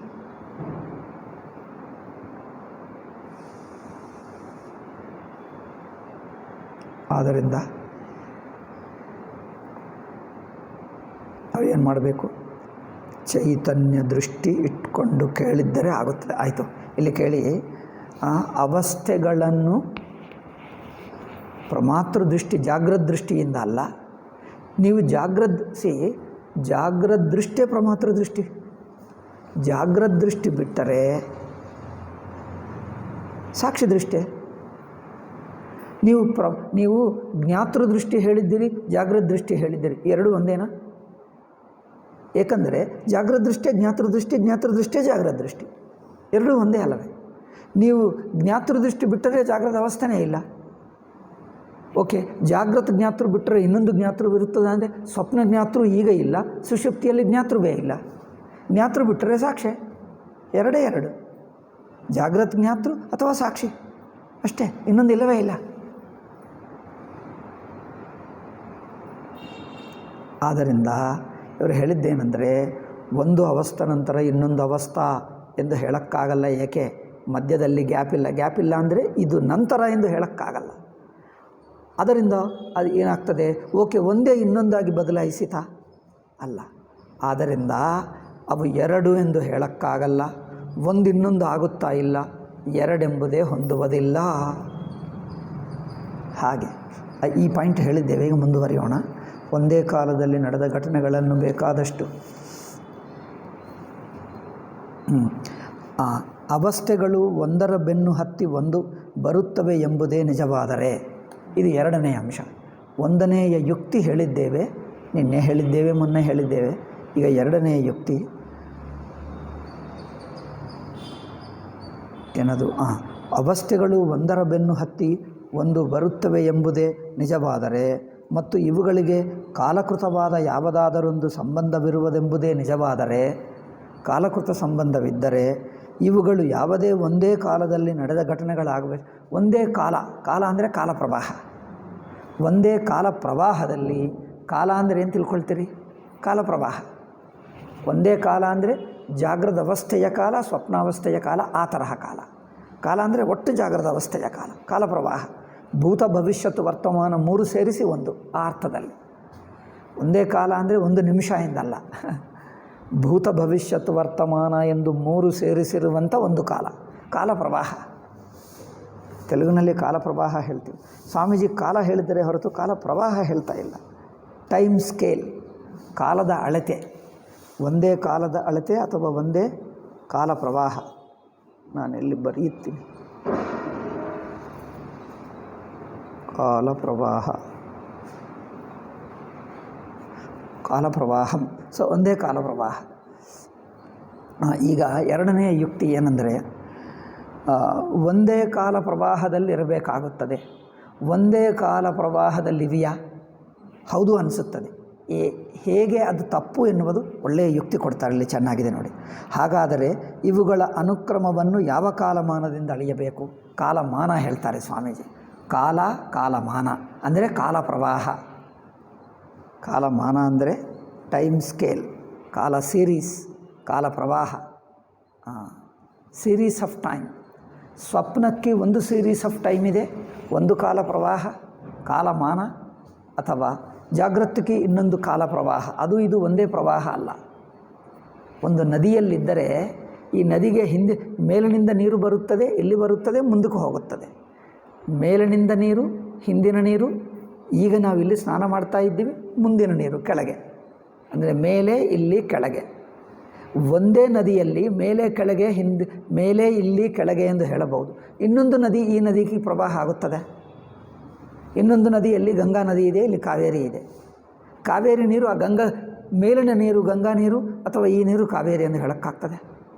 ಅಥವಾ ಇದು ಕಾವೇರಿ ನೀರು, ಆ ಹಿಂದಿಂದು ಗಂಗಾ ನೀರು. ಒಂದೇ ಕಾಲ ಪ್ರವಾಹದಲ್ಲಿ ಒಂದೇ ನೀರಿರುತ್ತದೆ. ಈ ನದಿ ನೀರೇ ಹೊರತು ಇನ್ನೊಂದು ನದಿ ನೀರಿರುವುದಿಲ್ಲ. ಇನ್ನೊಂದು ನದಿಯ ನೀರು ಈ ನೀರಲ್ಲಿ ಸೇರಿಕೊಳ್ಳಲ್ಲ. ಹಾಗೆ ಎಚ್ಚರದ ಕಾಲದಲ್ಲಿ ಭೂತ ಭವಿಷ್ಯತ್ತು ವರ್ತಮಾನ ಎಚ್ಚರಕ್ಕೆ ಸೇರಿದ್ದು. ಕನಸಿನ ಭೂತ ಭವಿಷ್ಯತ್ತು ವರ್ತಮಾನ ಕನಸಿನಕ್ಕೆ ಸೇರಿದ್ದು. ಅದರಲ್ಲಿ ಭೂತ, ಸ್ವಪ್ನದಲ್ಲಿ ಭೂತಕಾಲ, ನಂತರ ವರ್ತಮಾನ ಎಚ್ಚರದಲ್ಲಿ ಕಂಟಿನ್ಯೂ ಆಗಲ್ಲ. ಎಚ್ಚರದಲ್ಲಿ ಭೂತಕಾಲ, ಎಚ್ಚರದಲ್ಲಿ ವರ್ತಮಾನವಾಗಿ ಸ್ವಪ್ನದಲ್ಲಿ ಭವಿಷ್ಯತ್ತಾಗಲ್ಲ. ಅಂದರೆ ಭೂತ ಭವಿಷ್ಯತ್ ವರ್ತಮಾನ ಎಂಬ ಹಿಂದೆ ಮುಂದೆ ಇದೆ ನೋಡಿ. ಈ ಹಿಂದೆ ಮುಂದೆ ಎಂಬುದು ಅಲ್ಲಿ ಒಂದಿದ್ದು ನಂತರದ್ದು ಇಲ್ಲಿ ಮುಂದುವರಿಯಲ್ಲ ಅಷ್ಟೇ ಹೇಳುತ್ತೆ. ಪ್ರವಾಹ ಅಲ್ಲಿಗೆ ಇಲ್ಲಿಗೆ ಎರಡಕ್ಕೆ ಕನೆಕ್ಟ್ ಆಗಿ ಆಗುವುದಿಲ್ಲ ಅಷ್ಟೇ. ಇದಕ್ಕೆ ಒಂದು ಉದಾಹರಣೆ ಹೇಳ್ತಾರೆ. ನಾನು ಸುಮ್ಮನೆ ಹೇಳಿದ್ದೀನಿ, ಉದಾಹರಣೆ ಹೇಳ್ತಾರೆ. ಒಂದೇ ಯಾವ ಕಾಲಮಾನದಿಂದ ಅಳಿಯಬೇಕು? ಉದಾಹರಣೆ ನೋಡು. ಉದಾಹರಣೆಗೆ ಭಾನುವಾರದ ಬೆಳಗ್ಗೆ, ಎಕ್ಸಾಂಪಲ್, ಭಾನುವಾರದ ಬೆಳಗ್ಗೆ 7 ಗಂಟೆಗೆ ಒಂದು ಬಿರುಗಾಳಿ ಬಂದಿತು. ಬಿರುಗಾಳಿಗೆ ಏನು ಹೇಳ್ತಾರೆ? ಒಂದು ದೊಡ್ಡ ಹರಿಕೇನ್. ಹರಿಕೇನ್ ಅಂದರೆ ದೊಡ್ಡ ಗಾಳಿ, ಬೀಸುವ ಗಾಳಿ, ಜೋರಾಗಿ ಬೀಸುವ ಗಾಳಿ. 8 ಬಿರುಗಾಳಿ, ಏನು ಹೇಳ್ತಾರೆ ತೆಲುಗಿನಲ್ಲಿ? ಸುಡಿಗಾಲಿ.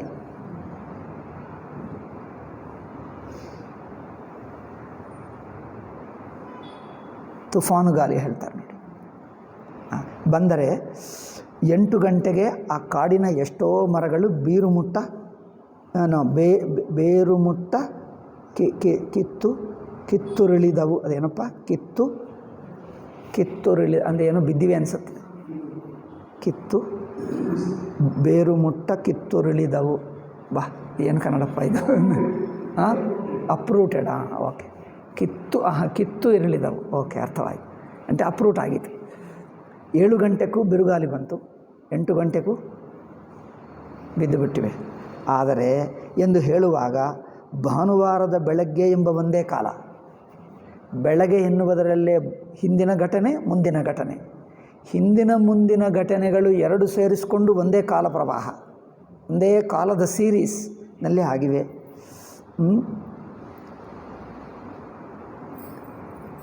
ಕೀಳುವಾಗ ಅಂದರೆ ಹೇಳುವಾಗ ಭಾನುವಾರದ ಬೆಳಗ್ಗೆ ಎಂಬ ಒಂದೇ ಕಾಲವನ್ನು ನಾವು ಅಡಿಗಟ್ಟಾಗಿ ಇಟ್ಟುಕೊಂಡು, ಅಡಿಗಟ್ಟು ಅಂದರೆ ಆಧಾರ ಇಟ್ಟುಕೊಂಡು, ಗಾಳಿ ಬೀಸಿದ್ದು, ಮರಗಳು ಬಿದ್ದಿದ್ದು ಎಂಬ 2 ಘಟನೆಗಳ ಅನುಕ್ರಮ, 2 ಘಟನೆಗಳ ಸೀಕ್ವೆನ್ಸ್, ಅನುಕ್ರಮವನ್ನು ಕಂಡುಕೊಳ್ಳುತ್ತೇವೆ. ಅಂದರೆ ಒಂದೇ ಕಾಲ, ಕಾಲ ಪ್ರವಾಹ ಎಂದರ್ಥ. ಹಿಂದೆ ಮುಂದೆ ಎನ್ನುವುದಕ್ಕೆ ಕನೆಕ್ಟೆಡ್ ಕಾಲ, ಕಾಲದ ಕ್ರಮ, ಕಾಲದ ಪ್ರವಾಹ ನೋಡ್ತೀವಿ.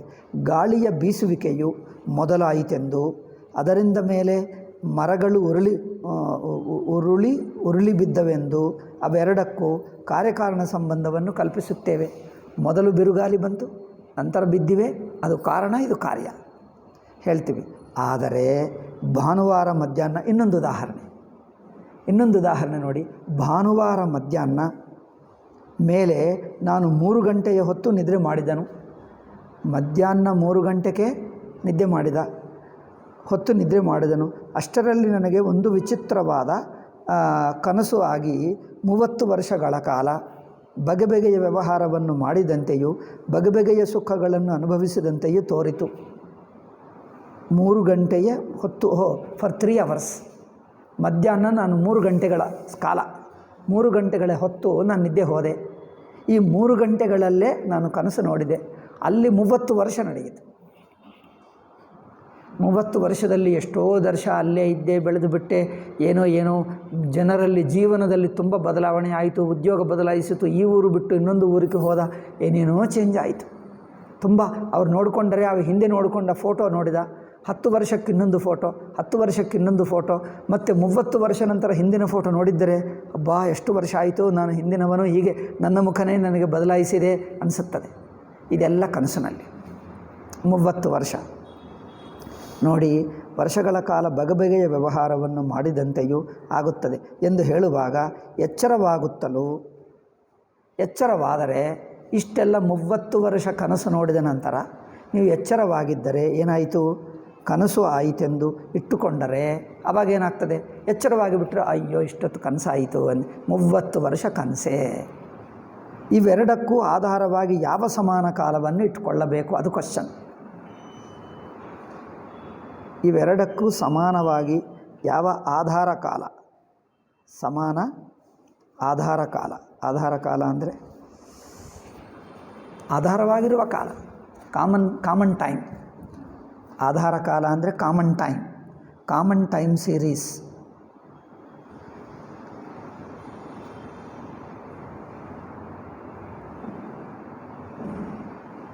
ಎಚ್ಚರ ಕಾಲ ಇಟ್ಕೊಂಡರೆ 30 ವರ್ಷ ಆಗೋದಿಲ್ಲ, 3 ಗಂಟೆ, ಅದೇ ಒಂದೇ ದಿವಸ. ಕನಸಿನ ಕಾಲ ಇಟ್ಕೊಂಡ್ರೆ ಎಚ್ಚರಕ್ಕೆ ಬಂದರೆ 30 ವರ್ಷ ಹೊಂದಲ್ಲ. ಅದರಿಂದ ಇದು ನಂತರ ಅದು ನಂತರ ಇದು ಎಂದು ಹೇಳಬಹುದಾ? ಅಲ್ಲವೇ? ಭಾನುವಾರ ಇಲ್ಲಿ ಮಲಗಿದ್ದ, ಅಲ್ಲಿ ಸೋಮವಾರ ಆಯಿತು, ಆವಾಗೇನು ಮಾಡ್ತೀವಿ? ಇಲ್ಲಿಂದ ಅಲ್ಲಿಗೆ ಹೋಯಿತು ಎಂದು ಹೇಳ್ತಾರೆ. ಇಲ್ಲಿ ನಿಂತು ಅದು ಕಂಟಿನ್ಯೂ ಆಗ್ತಾ ಇದೆ, ಇಲ್ಲಿಂದ ಅಲ್ಲಿಗೆ ಕಂಟಿನ್ಯೂ ಆಗ್ತಾ ಇದೆ ಹೇಳ್ತೀರ. ಆ ಕಂಟಿನ್ಯೂಟಿ ಬೇರೆ, ಈ ಕಂಟಿನ್ಯೂಟಿ ಬೇರೆ. ಈ ಪ್ರವಾಹ ಕಂಟಿನ್ಯೂಟಿ ಅಂದರೆ ಪ್ರವಾಹ, ಆ ಪ್ರವಾಹ ಬೇರೆ, ಈ ಪ್ರವಾಹ ಬೇರೆ. ಇಲ್ಲಿದ್ದುಕೊಂಡು ಅದು ಮುಂದಿಗೆ ಹೋಗ್ತದೆ.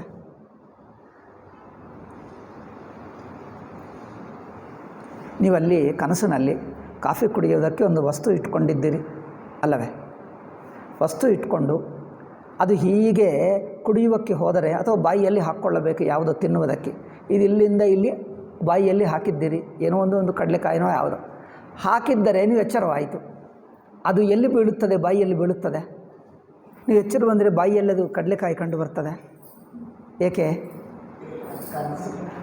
ಅದು ಮೊದಲನೆಯ ಘಟನೆ, ಅದ ನಂತರ ಇಲ್ಲಿ ಬಿದ್ದಿತು ಅಲ್ಲವೇ? ನೀವು ಕೈ ಮುಟ್ಟುವಕ್ಕೆ ಹೋಗಿದ್ದೀರಿ, ಎಚ್ಚರವಾಗಿ ನೋಡಿದ್ದರೆ ಈ ಕೈಗೆ ಆ ವಸ್ತು ತಾಕುತ್ತದೆ. ಪುಸ್ತಕ ಯಾವುದೋ ಒಂದು ಈಗ ಪೆನ್ನಿದೆ ತಗೊಳ್ಳಬೇಕು ಎಂದು ಕೈ ಇಟ್ಟ, ಎಚ್ಚರಗೊಂಡರೆ ಆ ಕೈಯಲ್ಲಿ ಬೀಳುತ್ತದೆ, ಪೆನ್ ಮೇಲೆ ಬೀಳುತ್ತದೆ. ಅಂದರೆ ಅದರಿಂದ ಇದು ಕಂಟಿನ್ಯೂ ಆಗಲ್ಲ, ಇದರಿಂದ ಅದು ಕಂಟಿನ್ಯೂ ಆಗಲ್ಲ. ಕಾಲು ಎತ್ತಿದ ಕೆಳಗೆ ಇಡುವುದಕ್ಕೆ ಕನಸಿನಲ್ಲಿ ಕಾಲು ಎತ್ತಿದ್ದರೆ ಆ ಕಾಲು ಬೀಳುವುದು ಎಚ್ಚರದಲ್ಲಿ ಬೀಳುತ್ತದೆ. ಅದ ನಂತರ ಇದು ಕಂಟಿನ್ಯೂ ಆಗಲ್ಲ, ಇದ ನಂತರ ಅದು ಕಂಟಿನ್ಯೂ ಅಂದರೆ ಅದಕ್ಕಿದಕ್ಕೆ ಕನೆಕ್ಷನೇ ಬೇರೆ. ಕಾಲು ಇಟ್ಟರೆ ಅಲ್ಲೇ ಇಡ್ತೀವಿ, ಇಲ್ಲಿ ಇಡಲ್ಲ ಅಲ್ಲ. ಇಂಥದ್ದು ಎಷ್ಟೋ ಉದಾಹರಣೆಗಳಿವೆ. ಅಂದರೆ ಎಚ್ಚರ ಕನಸುಗಳ ಜಾಗೃತ ಸ್ವಪ್ನಗಳ ಕಾಲ ಪ್ರವಾಹ ಒಂದೇ ಅಲ್ಲ, ಅಲ್ಲಿಂದ ಇಲ್ಲಿಗೆ, ಇಲ್ಲಿಂದ ಅಲ್ಲಿಗೆ.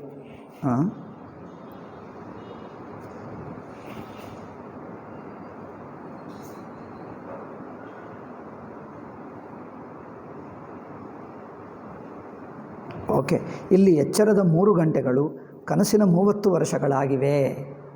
ಕಾಲ ಪ್ರವಾಹವೇ ಬೇರೆ. ಇದಿಷ್ಟು ಶಾರ್ಟ್ ಟೈಮ್, ಅದರ ಉದ್ದ ಟೈಮ್ ಆಯಿತು. ಅದರಿಂದ ಎಚ್ಚರದ ಕಾಲಮಾನವು ಕನಸಿಗೆ ತೀರ ಕಡಿಮೆಯಾಗುವುದು.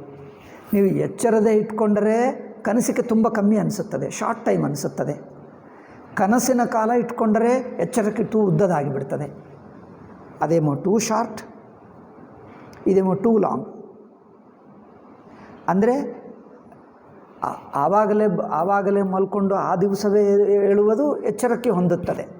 ಇದ್ದರೆ ನಾನು 30 ವರ್ಷ ಮಲ್ಕೊಂಡೇ ಆಗುತ್ತದೆ. ನೀವು ಕನಸಿನ ಕಾಲದಿಂದ ಇದಕ್ಕೆ ಎಚ್ಚರವನ್ನು ನೋಡಿದ್ದರೆ 30 ವರ್ಷ ಮಲ್ಕೊಂಡೇ ಆಗುತ್ತದೆ. ಅಥವಾ ಎಚ್ಚರದ ಕಾಲ ಅದಕ್ಕಿಟ್ಟು ಬಿಟ್ಟರೆ ಏನದು 3 ಗಂಟೆಯಲ್ಲಿ ನಾನು ಇಷ್ಟು ಉದ್ದನಾಗಿ ಮುದುಕನಾಗಿ ಬಿಡ್ತೀನಾ? ಆಗುತ್ತದೆ. ಎಚ್ಚರದಲ್ಲಿ ನಮಗೆ ತೋರು ಬಂದ ಕಾಲವು ಬುದ್ಧಿಗೆ, ಕನಸಿನಲ್ಲಿ ತೋರು ಬಂದ ಕಾಲದ ಬುದ್ಧಿಗೆ ಒಂದಷ್ಟು ಹೊಂದುಗಡೆ ಆಗುವುದಿಲ್ಲ. ಅಂದರೆ ಎಚ್ಚರದ ಕಾಲಕ್ಕೆ ಕನಸಿನ ಕಾಲಕ್ಕೆ ಹೊಂದುವುದಲ್ಲ. ಅಂದರೆ ಇದು ಮಾಡಿ ಅಲ್ಲಿ ಕಂಟಿನ್ಯೂ ಮಾಡಲ್ಲ, ಅದು ಮಾಡಿ ಇಲ್ಲಿ ಕಂಟಿನ್ಯೂ ಮಾಡಲ್ಲ. ಅದು ಮಾಡಿದ್ದು ಇದು ಕಂಟಿನ್ಯೂ ಆಗಲ್ಲ, ಅಂದರೆ ಇದು ಮಾಡಿದ್ದು ಅಲ್ಲಿ ಕಂಟಿನ್ಯೂ ಆಗಲ್ಲ. ಅಂದರೆ ಇದು ಇಲ್ಲೇ ಕಂಟಿನ್ಯೂ ಆಗ್ತದೆ, ಅಲ್ಲೂ ಅಂದರೆ ಅದು ಇದು ಬೇರೆ ಬೇರೆನೇ ಹೊರತು ಪ್ರವಾಹ ಒಂದಲ್ಲ, ನದಿ ಪ್ರವಾಹ ಒಂದಲ್ಲ. ನೀರು ಹೀಗೆ ಹಾಕ್ಕೊಂಡರೆ ಕನಸಿನಲ್ಲಿ ಎಚ್ಚರಗೊಂಡರೆ ಆ ನೀರು ಬಾಯಿಯಲ್ಲಿ ಕಂಡು ಬರಲ್ಲ ಅಲ್ಲ. ಇದು 2ನೇ ಯುಕ್ತಿ. ಇಷ್ಟೇ ಅಲ್ಲದೆ ಓಕೆ, ಆಯಾ ಕಾಲದ ಬುದ್ಧಿಯು ಆಯಾ ಅವಸ್ಥೆಗಳಲ್ಲಿ ಮಾತ್ರವೇ ಉಳಿದುಕೊಳ್ಳುವುದರಿಂದ ಅದೇ ಅಂಶ ಇನ್ನು ಕಂಟಿನ್ಯೂ ಮಾಡ್ತಾ ಇದೆ.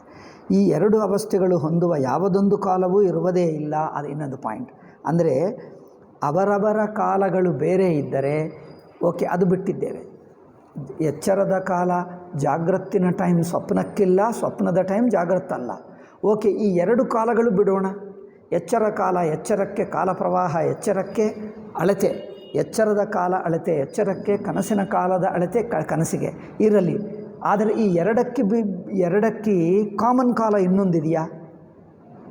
ಈಸ್ ದೇರ್ ಎ ಥರ್ಡ್ ಕಾಲ ಸೀಕ್ವೆನ್ಸ್? ಆಧಾರ, ಕಾಲದ ಆಧಾರ 2ಕ್ಕೆ, ಎಚ್ಚರ ನಂತರ ಕನಸು, ಕನಸು ನಂತರ ಎಚ್ಚರ ಹೇಳುವುದಕ್ಕೆ 2ಕ್ಕೆ ಸಮಾನ ಆಧಾರ ಇನ್ನೊಂದು ಕಾಲ ಇದೆಯಾ? ಇನ್ನೊಂದು ಕಾಲ ಯಾರ ಅನುಭವದಲ್ಲೇ ಇಲ್ಲ. ಮಾತ್ರವೇ ಉಳಿದುಕೊಳ್ಳುವ. ಎರಡು ಅವಸ್ಥೆಗಳಿಗೆ ಹೊಂದುವ ಯಾವುದೊಂದು ಕಾಲವೂ ಇರುವುದೇ ಇಲ್ಲ. There is no time common to two. ಅದಕ್ಕೆ ಇದಕ್ಕೆ ಕಾಮನ್ ಆಗಿ ಯಾವುದೂ ಇಲ್ಲ. ಎಷ್ಟು ಚೆನ್ನಾಗಿದೆ ನೋಡಿ. ಅಂದರೆ ಕಾಲವೆಲ್ಲ ಒಂದು ಅವಸ್ಥೆ ಒಳಗೇ ಹೊರತು ಕಾಲದ ಅವಸ್ಥೆಗೆ ಹೊರಗೆ ಎರಡು ಅವಸ್ಥೆಗಳನ್ನು ಜಾಯಿನ್ ಮಾಡುವುದಕ್ಕೆ ಕಾಲವಿಲ್ಲ. ಎರಡು ಅವಸ್ಥೆಗಳನ್ನು ಜೋಡಿಸುವುದಕ್ಕೆ ಕಾಲವಿಲ್ಲ, ದೇಶವಿಲ್ಲ. ಕಾಲದೇಶಗಳು ಅವಸ್ಥೆ ಒಳಗೆ. ಒಟ್ಟು ಅವಸ್ಥೆ ನೋಡಿಬಿಟ್ಟರೆ ಕಾಲದೇಶಗಳು ಉಪಯೋಗವಾಗಲ್ಲ. ಅವಸ್ಥೆ ಒಳಗಿನ ಪದಾರ್ಥಗಳ ಸಂಬಂಧಕ್ಕೆ, ಒಂದೇ ಅವಸ್ಥೆ ಒಳಗೆ ಇರುವ ಪದಾರ್ಥಗಳ ಸಂಬಂಧಕ್ಕೆ ದೇಶಕಾಲ ಇರುತ್ತವೆ ಅಲ್ಲವೇ? ದೇಶಕಾಲಗಳು ಅವಸ್ಥೆ ಒಳಗಿನ ಪದಾರ್ಥಗಳ ಸಂಬಂಧಕ್ಕೆ. ಆದರೆ ಒಟ್ಟು ಅವಸ್ಥೆ ನೋಡಿದ್ದರೆ ಕನಸು ಒಟ್ಟು ಅವಸ್ಥೆ, ಸ್ವಪ್ನ ಒಟ್ಟು ಅವಸ್ಥೆ. ಆ ಒಟ್ಟು ಅವಸ್ಥೆಗಳಿಗೆ ಮಧ್ಯ ಎರಡಕ್ಕೆ ದೇಶ ಇಲ್ಲ, ಕಾಲವಿಲ್ಲ, ಎರಡೆಂಬು ಹೇಳೋಕ್ಕಾಗಲ್ಲ. ಒಟ್ಟು ಅವಸ್ಥೆ ಜಾಗ್ರತ್ತು, ಒಟ್ಟು ಅವಸ್ಥೆ ಸ್ವಪ್ನ ಇಟ್ಕೊಂಡರೆ ಆ ಎರಡಕ್ಕೆ ಮಧ್ಯ ದೇಶ ಇಲ್ಲ, ಕಾಲವಿಲ್ಲ ಆಗುತ್ತದೆ. ಆದ್ದರಿಂದ ಆ ಎರಡಕ್ಕೆ ಮಧ್ಯ ದೇಶವಿಲ್ಲ, ಕಾಲವಿಲ್ಲ, ಎರಡೇ ಹೇಳೋಕ್ಕಾಗಲ್ಲ. ಅದು ಸ್ವಾಮೀಜಿ ಹೇಳ್ತಾರೆ. ಅವಸ್ಥೆ ಎಂದರೆ ನಮ್ಮಲ್ಲಾಗುವ ಕಾಲಕೃತವಾದ ಒಂದಾನೊಂದು ಮಾರ್ಪಾಡೆಂದು ನಾವು ಇಟ್ಟುಕೊಂಡಿದ್ದು. ಕಾಲ ಅಂದರೆ ಏನಂದರೆ ಚೇಂಜ್, ಮಾರ್ಪಾಡೇ ಕಾಲ ಹೇಳ್ತೀವಿ. ಇಟ್ಕೊಂಡರೆ ಈ ಕಾಲವು ಅದು 1ನೇ point. A, there is no common to these things. ಇದು ಬಿ ಮತ್ತು ಇದು C. Okay, we take change. ಇಟ್ಕೊಂಡರು ನಾವು ಇಟ್ಟುಕೊಂಡಿದ್ದು ಆ ಕಾಲದ ಎಚ್ಚರದ ಕಾಲವೇ ಎಂದು. ಅಂದರೆ ಇದರಿಂದ ಈ ಎಚ್ಚರನಿಂದ ಕನಸಿಗೆ ಹೋಗ್ತೀವಿ, ಕನಸಿನಿಂದ ಎಚ್ಚರಕ್ಕೆ ಹೋಗ್ತೀವಿ. ಅಂದರೆ ಎಚ್ಚರದಿಂದ ಕನಸಿಗೆ, ಕನಸಿನಿಂದ ಎಚ್ಚರಕ್ಕೆ ಹೋಗುವುದೆನ್ನುವುದು ಒಂದು ಕಾಲದಲ್ಲಿ ಆಗುವ ಘಟನೆಯ ಮಾರ್ಪಾಡ. Is it a different event or is it a change? ಅದೊಂದು ಮಾರ್ಪಾಡಾಗುತ್ತಾ ಇದೆಯಾ?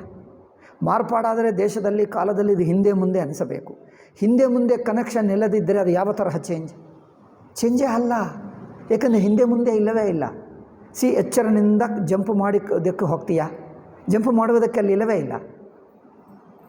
ಬರೀ ಎಚ್ಚರದಿಂದ ಕನಸು, ಕನಸಿನಿಂದ ಎಚ್ಚರ ಹೇಗೆ? ಕನೆಕ್ಷನೇ ಮಾಡೋಕ್ಕಾಗಲ್ಲ. ಆ ಎರಡಕ್ಕೆ ಕನೆಕ್ಷನೇ ಇಲ್ಲ. ಎರಡು ಎಂದು ಹೇಳೋಕ್ಕೆ ಆಗ್ತಾಯಿಲ್ಲ. ಅದು ನೋಡಿ ಎಷ್ಟು ಪಾಯಿಂಟ್ ಚೆನ್ನಾಗಿದೆ.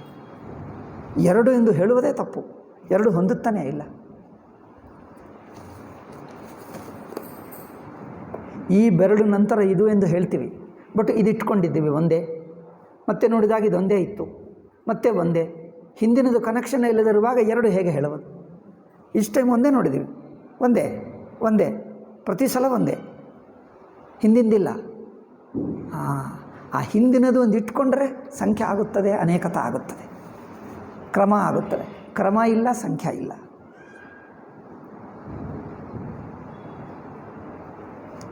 ಆದ್ದರಿಂದ ಮಾರ್ಪಾಡು ಅಂದರೆ ಲೌಕಿಕ ಪದಾರ್ಥಗಳು ನೋಡಿ, ನಾನು ಇಲ್ಲಿಂದ ಅಲ್ಲಿಗೆ ಹೋಗ್ತೀನಿ ಅಂದರೆ ನನ್ನಲ್ಲಿ ಬದಲಾವಣೆ ಆಗ್ತದೆ. ನನ್ನಲ್ಲಿ ಶರೀರದಲ್ಲಿ ಏನು ಹೇಳ್ತೀವಿ,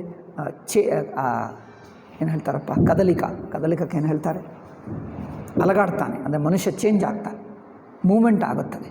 ಇಲ್ಲಿಂದ ಅಲ್ಲಿ ಹೆಜ್ಜೆ ಇಟ್ಟು ಅಲ್ಲಿಡ್ತೀನಿ, ಅಥವಾ ಇಲ್ಲಿಂದ ಅಲ್ಲಿಗೆ ಹೋಗ್ತೀನಿ. ನಾನು ಇಲ್ಲಿಂದ ಅಲ್ಲಿಗೆ ಹೋಗ್ತೀನಿ ಅಂದರೆ ಒಂದು ಕಾಲೆತ್ತಿ ಅಲ್ಲಿಡ್ತೀನಿ. ಕೆಲವೊಮ್ಮೆ ನಾನು ಸುಮ್ಮನೆ ಕೂತಿರ್ತೀನಿ ಕಾರಿನಲ್ಲಿ, ನಾನು ಅಲಗಾಡಲ್ಲ, ಕಾರು ಮಾತ್ರ ಇನ್ನೊಂದು ಕಡೆ ಹೋಗ್ತದೆ. ಹಾಗೆ ನಾನು ಅಲಗಾಡ್ತೀನ ಎಚ್ಚರದಿಂದ ಕನಸಿಗೆ ಹೋದಾಗ, ಅಥವಾ ಅವಸ್ಥೆನೇ ಅಲಗಾಡ್ತಾ ಇದೆಯಾ? ಅವಸ್ಥೆ ಮೂವಿಂಗ್ ನೋಡಿದ್ದೀರಾ? ಕಾರು ಅಲಗಾಡುವುದು ಗೊತ್ತಾಗ್ತದೆ. ಹಾಗೆಯೇ ಅವಸ್ಥೆ ಅಲಗಾಡ್ತಾ ಇದೆ, ಇಲ್ಲಿಂದ ಅಲ್ಲಿಗೆ ಹೋಗ್ತಾ ಇದೆ, ನೋಡಿದ್ದೀರಾ? ಇಲ್ಲಿಂದ ಅಲ್ಲಿಗೆ ಎಂದು ಹೇಳಬೇಕಂದ್ರೆ ಇದು ಅದು ಎಂದು ಆಗಬೇಕು. ಇದು ನಂತರ ಅದಕ್ಕೆ ಕನೆಕ್ಷನೇ ಇಲ್ಲ. ಎಚ್ಚರಕ್ಕೆ ಕನಸಿಗೆ ಕನೆಕ್ಷನೇ ಇಲ್ಲ. ಎಚ್ಚರ ನೋಡುವಾಗ ಎಚ್ಚರ, ಕನಸು ನೋಡಿದರೆ ಕನಸು. ಎಚ್ಚರ ನೋಡುವಾಗ ಕನಸಿಲ್ಲ, ಕನಸು ನೋಡುವಾಗ ಎಚ್ಚರಿಲ್ಲ, ಅಷ್ಟೇ. ಯಾವುದೇ ಒಂದು ಅದು ನಂತರ ಇದು ನಂತರ ಅದು ಕನೆಕ್ಷನ್ ಇಲ್ಲ. ಇದು ಚೆನ್ನಾಗಿ ಗಮನಿಸಿ, ಇದು ಒಳ್ಳೆಯ ಪಾಯಿಂಟ್. ಸ್ವಾಮೀಜಿ ತುಂಬ ಚೆನ್ನಾಗಿ ಹೇಳಿದ್ದಾರೆ. ಮಾರ್ಪಾಡು ಚೇಂಜ್ ಆಗ್ತಾ ಇಲ್ಲ. ಚೇಂಜ್ ಎಲ್ಲಿಯಾದರೂ ನೀವು ರೈಲು ಹತ್ತುವುದು ಚೇಂಜ್ ನೋಡ್ತೀರಿ, ಇಲ್ಲೊಂದು ಹೆಜ್ಜೆ, ಅದರ ಮೇಲೆ ಇನ್ನೊಂದು ಹೆಜ್ಜೆ, ಚೇಂಜ್ ಕಂಡು ಬರ್ತಾ ಇದೆ.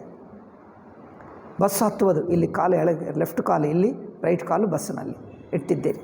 ಹಾಗೆಯೇ ನೀವು ಎಚ್ಚರದಲ್ಲಿದ್ದೆ, ನಾವೀಗ ಇನ್ನೊಂದು ಕಾಲಲ್ಲಿ ಇಡ್ತಾ ಇದ್ದೀನಿ, ಆ ಚೇಂಜು, ಆ ಪಾಸಿಂಗ್ ಕಂಡು ಬರ್ತಾ ಇದೆಯಾ? ಆ ಪಾಸಿಂಗ್ ಇದೆಯಾ? ಇಲ್ಲ. ಯಾರು ನೋಡಿದ್ದಾರೆ? ಎಚ್ಚರದಿಂದ ಎಚ್ಚರ ಟು ಟ್ರಾನ್ಸ್ಫರಿಂಗ್, ಪಾಸಿಂಗ್, ಮಾಡಿಫೈಯಿಂಗ್ ನೋಡಲೇ ಇಲ್ಲ. ಪಾಸಿಂಗ್ ಒಂದಾನೊಂದು ಮಾರ್ಪಾಡೆಂದು ನಾವು ಇಟ್ಟುಕೊಂಡದ್ದು ಆ ಕಾಲದ ಎಚ್ಚರದ ಕಾಲವೇ. ಅಂದರೆ ಮಾರ್ಪು ಹೇಳಲಿ, ಪಾಸಿಂಗ್ ಹೇಳಲಿ, ಚೇಂಜ್ ಹೇಳಲಿ, ಮೂವಿಂಗ್ ಹೇಳಲಿ. ಪಾಸಿಂಗ್ ಇಲ್ಲಿಂದ ಅಲ್ಲಿಗೆ ಪಾಸ್ ಆಗೋದು, ಇಲ್ಲಿಂದ ಅಲ್ಲಿಗೆ ಮೂವ್ ಆಗೋದು, ಈ ಎರಡೂ ಒಂದೇ ಅವಸ್ಥೆಯಲ್ಲಿ ಆಗುತ್ತದೆ ಹೊರತು ಅವಸ್ಥನಿಂದ ಅವಸ್ಥಕ್ಕಾಗಲ್ಲ. ಒಂದೇ ಅವಸ್ಥೆ ಒಳಗೆ. ನೀವು ಹಾಗೆ ಎಚ್ಚರದಿಂದ ಕನಸಿಗೆ ಹೋಗ್ತಾ ಇದ್ದೀನಿ, ಇಲ್ಲಿಂದ ಅಲ್ಲಿಗೆ ಎಂದು ಅನಿಸಿದ್ದರೆ ನೀವು ಒಂದು ಅವಸ್ಥೆಯಲ್ಲೇ ಇದ್ದು ಮಾತಾಡ್ತಾ ಇದ್ದೀರಿ. ಹಾಗೆ ಅನಿಸಿದ್ದರೆ ಆ ಅನಿಸಿಕೆ ಒಂದು ಅವಸ್ಥೆಯಲ್ಲೇ ಹೇಳ್ತಾ ಇದ್ದೀರೇ ಹೊರತು ಇಲ್ಲಿಂದ ಅಲ್ಲಿಗೆ ಎನ್ನುವುದು ಎರಡಾಗ್ತಾ ಇಲ್ಲ ನೋಡಿ. ಆದರೆ ನಮ್ಮ ಅನುಭವ ಹೇಗಾಗ್ತಾ ಇದೆ? ವಿಚಿತ್ರ ಅಲ್ಲವೇ? ಚೇಂಜಿಂಗ್ ಇಲ್ಲ, ಪಾಸಿಂಗ್ ಇಲ್ಲ, ಮೂವ್ಮೆಂಟ್ ಇಲ್ಲ, ಚೇಂಜಿಂಗ್ ಇಲ್ಲ. No movement, no change. ಇದಕ್ಕೆ ಕಾಲ ಇರಬೇಕು ಅಥವಾ ಏನಾದರೂ ಬದಲಾವಣೆ ಆದರೆ ಇರಬೇಕು. ಕಾಲ ಇಲ್ಲ, ಬದಲಾವಣೆ ಇಲ್ಲ, ಹೋಗುತ್ತಿದ್ದೇ ಗೊತ್ತಾಗ್ತಾ ಇಲ್ಲ, ಕನೆಕ್ಷನ್ ಆಗ್ತಾ ಇಲ್ಲ, ಅದಕ್ಕಿದಕ್ಕೆ ಹಿಂದೆ ಮುಂದೆ ಕನೆಕ್ಷನ್ ಆಗ್ತಾ ಇಲ್ಲ. ಆದರೂ ಮಾರ್ಪಾಡೆಂದು ನಾವು ಇಟ್ಟುಕೊಂಡಿದ್ದು. ಹೀಗೆ ಇಟ್ಟುಕೊಂಡರೆ ಅದು ಒಂದೇ ಅವಸ್ಥೆ ಒಳಗಿನದೇ ಆಗುತ್ತದೆ. ಅಂದರೆ ಒಂದೇ ಅವಸ್ಥೆ ಒಳಗಿನ ಬುದ್ಧಿ ಇಟ್ಟುಕೊಂಡು ಈ ಬುದ್ಧಿಯಿಂದ ಎಚ್ಚರ ಕನಸುಗಳನ್ನು ನೋಡೋಕ್ಕೆ ಪ್ರಯತ್ನ ಮಾಡ್ತಾ ಇದ್ದೀವಿ. ಗೊತ್ತಾಯ್ತಾ? ತಪ್ಪೆಲ್ಲಿ ಆಗ್ತಾ ಇದೆ ನಮಗೆ? ಎಚ್ಚರ ನಂತರ ಕನಸು, ಕನಸು ನಂತರ ಎಚ್ಚರ, ಅಥವಾ ಸುಷುಪ್ತಿ ನಂತರ ಎಚ್ಚರ, ಎಚ್ಚರ ನಂತರ ಸುಷುಪ್ತಿ ಅನಿಸುತ್ತಾ ಇದೆಯಲ್ಲ. ಅಂದರೆ ಆ ಅನಿಸುವುದು ಎಚ್ಚರದ ಮೈಂಡೇ. ಆ ಎಚ್ಚರದ ಮನಸ್ಸನ್ನು ಇಟ್ಟುಕೊಂಡು ಆ ಮನಸ್ಸಿನಿಂದ ಎಚ್ಚರ, ಸುಷುಪ್ತಿ, ಸುಷುಪ್ತಿ ಎಚ್ಚರ, ಎಚ್ಚರ ಕನಸು, ಕನಸು ಎಚ್ಚರ, ಏನು ಆ ಮನಸ್ಸಿನಿಂದ, ಎಚ್ಚರ ಮನಸ್ಸಿನಿಂದ ನೋಡ್ತಾ ಇದ್ದೀವಿ. ಎಚ್ಚರ ಮನಸ್ಸು ತಪ್ಪು, ಅದು ಬಳಸಬೇಡ, ಅದು ಎಚ್ಚರಕ್ಕೆ ಬಿಟ್ಟುಬಿಡು. ಆ ಮನಸ್ಸು ಎಚ್ಚರ ಒಳಗೇ ಇರಲಿ. ಆ ಮನಸ್ಸನ್ನು ಉಪಯೋಗಿಸಿದ್ದರೆ ಎಚ್ಚರಕ್ಕೆ ಸುಷುಪ್ತಿಗೆ ಹೊಂದಲ್ಲ. ನೀವು ಎಚ್ಚರ ಮನಸ್ಸನ್ನು ಈ ಎಚ್ಚರ ಸುಷುಪ್ತಿಗೆ ಇರುವ ಸಂಬಂಧಕ್ಕೆ ಬಳಸ್ತಾ ಇದ್ದೀರಿ. ಅದು ರಾಂಗ್ ಆಗ್ತಾ ಇದೆ. ಸ್ವಾಮೀಜಿ ಇಲ್ಲಿ ಸೂಕ್ಷ್ಮವಾಗಿ ಹೇಳ್ತಾ ಇದ್ದಾರೆ. ಆದ್ದರಿಂದ మరి ಏನಾಗ್ತಾ ಇದೆ ಅಲ್ಲಿ ಅಂದರೆ, ನೀವು ಏನೂ ಗೊತ್ತಾಗ್ತಾ ಇಲ್ಲ. ಇಲ್ಲಿ ಇದ್ದೀವಿ, ಕಣ್ಣು ಮುಚ್ಚಿ ತೆಗೆದು ಹೊತ್ತಿಗೆ ದಿಲ್ಲಿಯಲ್ಲಿ ಕಂಡು ಬರ್ತಾ ಇದ್ದೀನಿ. ಹೇಗೆ ಬಂದೆ ನಾನು? ಕಣ್ಣು ಮುಚ್ಚಿದ್ದೀರಿ, ಇನ್ನೊಂದು ಕಡೆ ಇದೆ, ಕಣ್ಣು ಮುಚ್ಚಿದ್ದೀರಿ, ಇನ್ನೊಂದಿನಲ್ಲಿದ್ದೀನಿ. ಹೇಗೆ ಬಂದೆ ಗೊತ್ತಾಗಲ್ಲ. ನೀವು ಸುಷುಪ್ತಿಯಲ್ಲಿದ್ದೀವಿ, ಎಚ್ಚರಕ್ಕಿದ್ದೀವಿ. ಬಂದಿದ್ದೀವಿ ಅಂದರೆ ಬರುವುದು ಯಾರಾದರೂ ನೋಡಿದ್ದಾರಾ? ನೀವು ನಾನು ಬರ್ತಾ ಇದ್ದೀನಿ ಎಂದು ಅನುಭವ ಆಯಿತಾ? ಓಕೆ, ಮೊದಲು ಸುಷುಪ್ತಿಯಲ್ಲಿರುವಾಗ ಈಗ ನಾನು ಎಚ್ಚರಕ್ಕೆ ಹೋಗೋಣ ಎಂದು ಅನಿಸಿತಾ? ಈಗ ಹೋಗ್ತಾ ಇದ್ದೀನಿ ಎಂದು ಅನಿಸಿತಾ? ಹೋಗೋಣ ಎಂದು ಬುದ್ಧಿ ಇರಲಿಲ್ಲ, ಈಗ ಹೋಗ್ತಾ ಇದ್ದೀನಿ ಎಂದು ಅನಿಸಲಿಲ್ಲ. మరి ಎಚ್ಚರದಲ್ಲಿದ್ದೇನೆ, ಎಚ್ಚರಕ್ಕೂ ಬಂದೆ ಎಂದು ಅನಿಸುತ್ತದ? ನಾನು ಇಲ್ಲಿ ಬಂದೆ ಅನಿಸುತ್ತದೆ, ನಾನು ಇಲ್ಲೇ ಇದ್ದೀನಿ ಅನಿಸುತ್ತದೆ? ನೀವು ಎಚ್ಚರದಲ್ಲಿರುವಾಗ ನೀನು ಬೇರೆ ಕಡೆಯಿಂದ ಬಂದೆ ಅನಿಸುತ್ತದೆ, ಅಥವಾ ನಾವು ಇಲ್ಲೇ ನಾನು ಇಲ್ಲೇ ಇದ್ದವನು, ಇಲ್ಲೇ ಇರ್ತೀನಿ, ನಾನು ಇದಕ್ಕೆ ಸೇರಿದವನು, ಹೊರಗೆ ಬೇರೆ ಕಡೆಯಿಂದ ಬಂದೆ ಅನಿಸುತ್ತದೆ? ನಿಮ್ಮ ಮನೆಯಲ್ಲಿ ನೀವು ಕೂತಿದ್ದರೆ ನಾನು ಬೇರೆ ಹೊರಗಿನವನು, ಅತಿಥಿಯಾಗಿ ಮನೆಗೆ ಬಂದೆ ಅನಿಸುತ್ತದೆ? ಇದು ನನ್ನ ಮನೆಯೇ. ಇಬ್ಬರು ಈ ಊರಿಗೆ ಬಂದರು. ಅವರು ಬಂದರೆ ಎಲ್ಲಿಂದ ಅಂದರೆ ದಿಲ್ಲಿಯಿಂದ ಬಂದು. ಯಾವಾಗ ಬಂದಿದ್ದೀರಿ ಅಂದಿಗೋ ಕಳೆದ ವರ್ಷ ಬಂದೆ ಅಂದ. ನೀವು ಯಾವಾಗ ಬಂದಿದ್ದೀರಿ ಅಂದರೆ ನಾನು ಬರೋದೇನು, ನಾನು ಇಲ್ಲೇ ಹುಟ್ಟಿದೆ, ನಾನು ಇದೇ ಊರು. ಅವರಿಗೆ ನಾನು ಬಂದೆ ಎಂದು ಭಾವನೆ ಇರಲ್ಲ ಅನಿಸುತ್ತದೆ.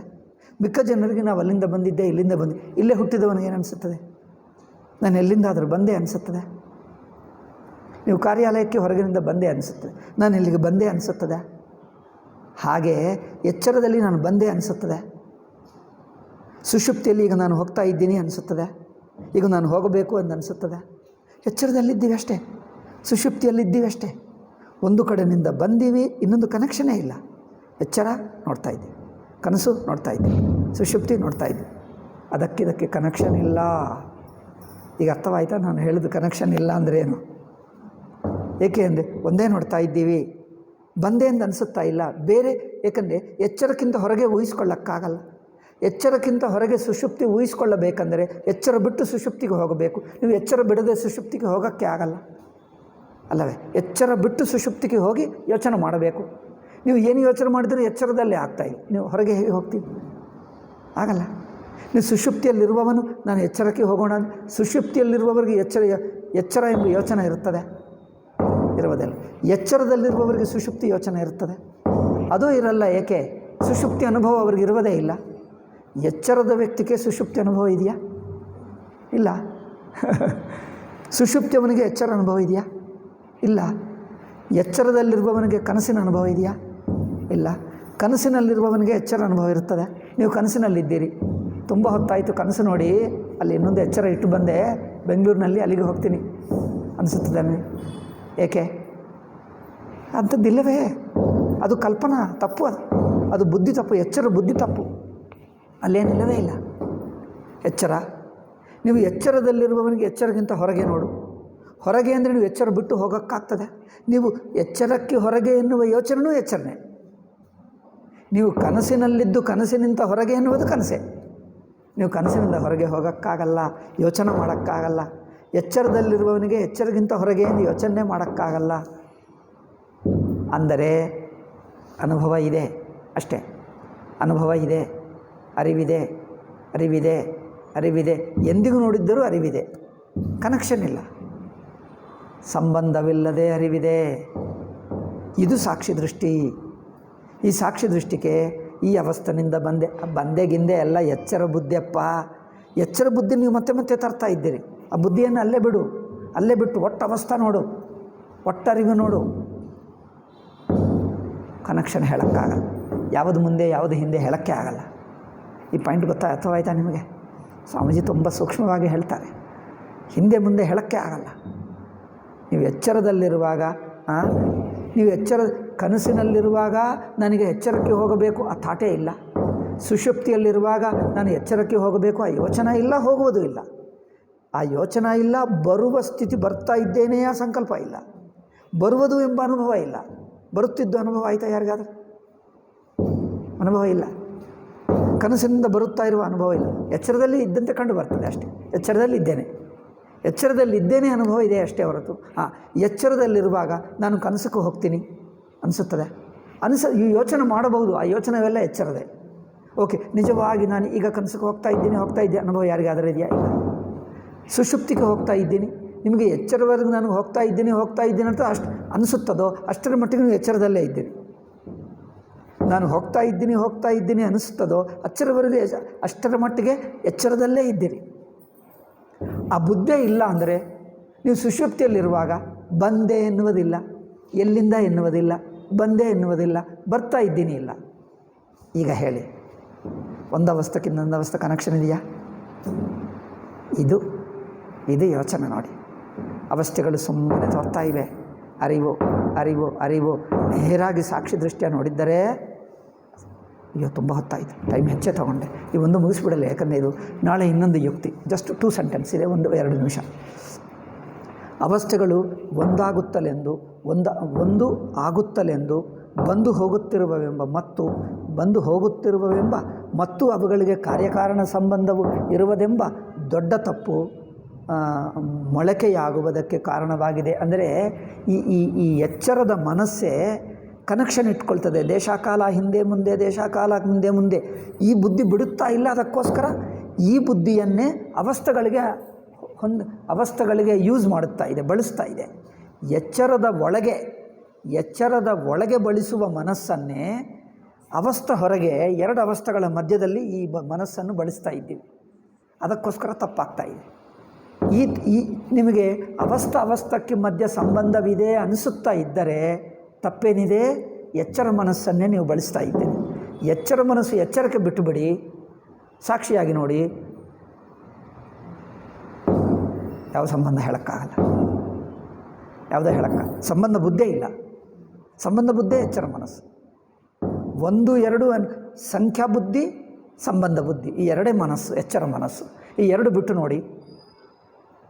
ಅರಿವು ಸುಮ್ಮನೆ ಗೊತ್ತಾಗ್ತಾ ಇದೆ, ಹಿಂದೆ ಮುಂದೆ ಇಲ್ಲ. ನೀವು ಅದರಿಂದಲೇ ಸ್ಪಷ್ಟವಾಗಿದೆ. 2 ಯುಕ್ತಿಗಳಾಯಿತು. 3ನೇ ಯುಕ್ತಿ ನಾಳೆ ಹೇಳೋಣ. ನೀವು ಚಿಕ್ಕ ಮಗುವಾಗಿರುವಾಗ, ಸಣ್ಣ ಮಗುವಾಗಿರುವಾಗ ಎಷ್ಟೋ ಘಟನೆಗಳು ನಡೆಯಿತು. ಅದು ನಿಮಗೆ ನೆನಪೇಕಿರ್ತಾ ಇಲ್ಲ.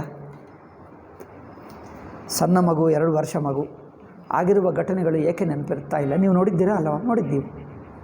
ಊಟ ಮಾಡಿದ್ದಾನೆ, ಆಟ ಆಡಿದ್ದಾನೆ, ಅಮ್ಮ ಇದ್ದಾರೋ ಅಲ್ಲೆಲ್ಲ ಆಟ ಆಡ್ತಾನೆ, ಎಲ್ಲ ನೋಡಿದ. ಬರೀ ಏಕೆ ನೆನಪಿರ್ತಾ ಇಲ್ಲ? ಅವೆಲ್ಲ ಸಾಕ್ಷಿಯಾಗಿ ಅನುಭವಿಸಿದ್ದ.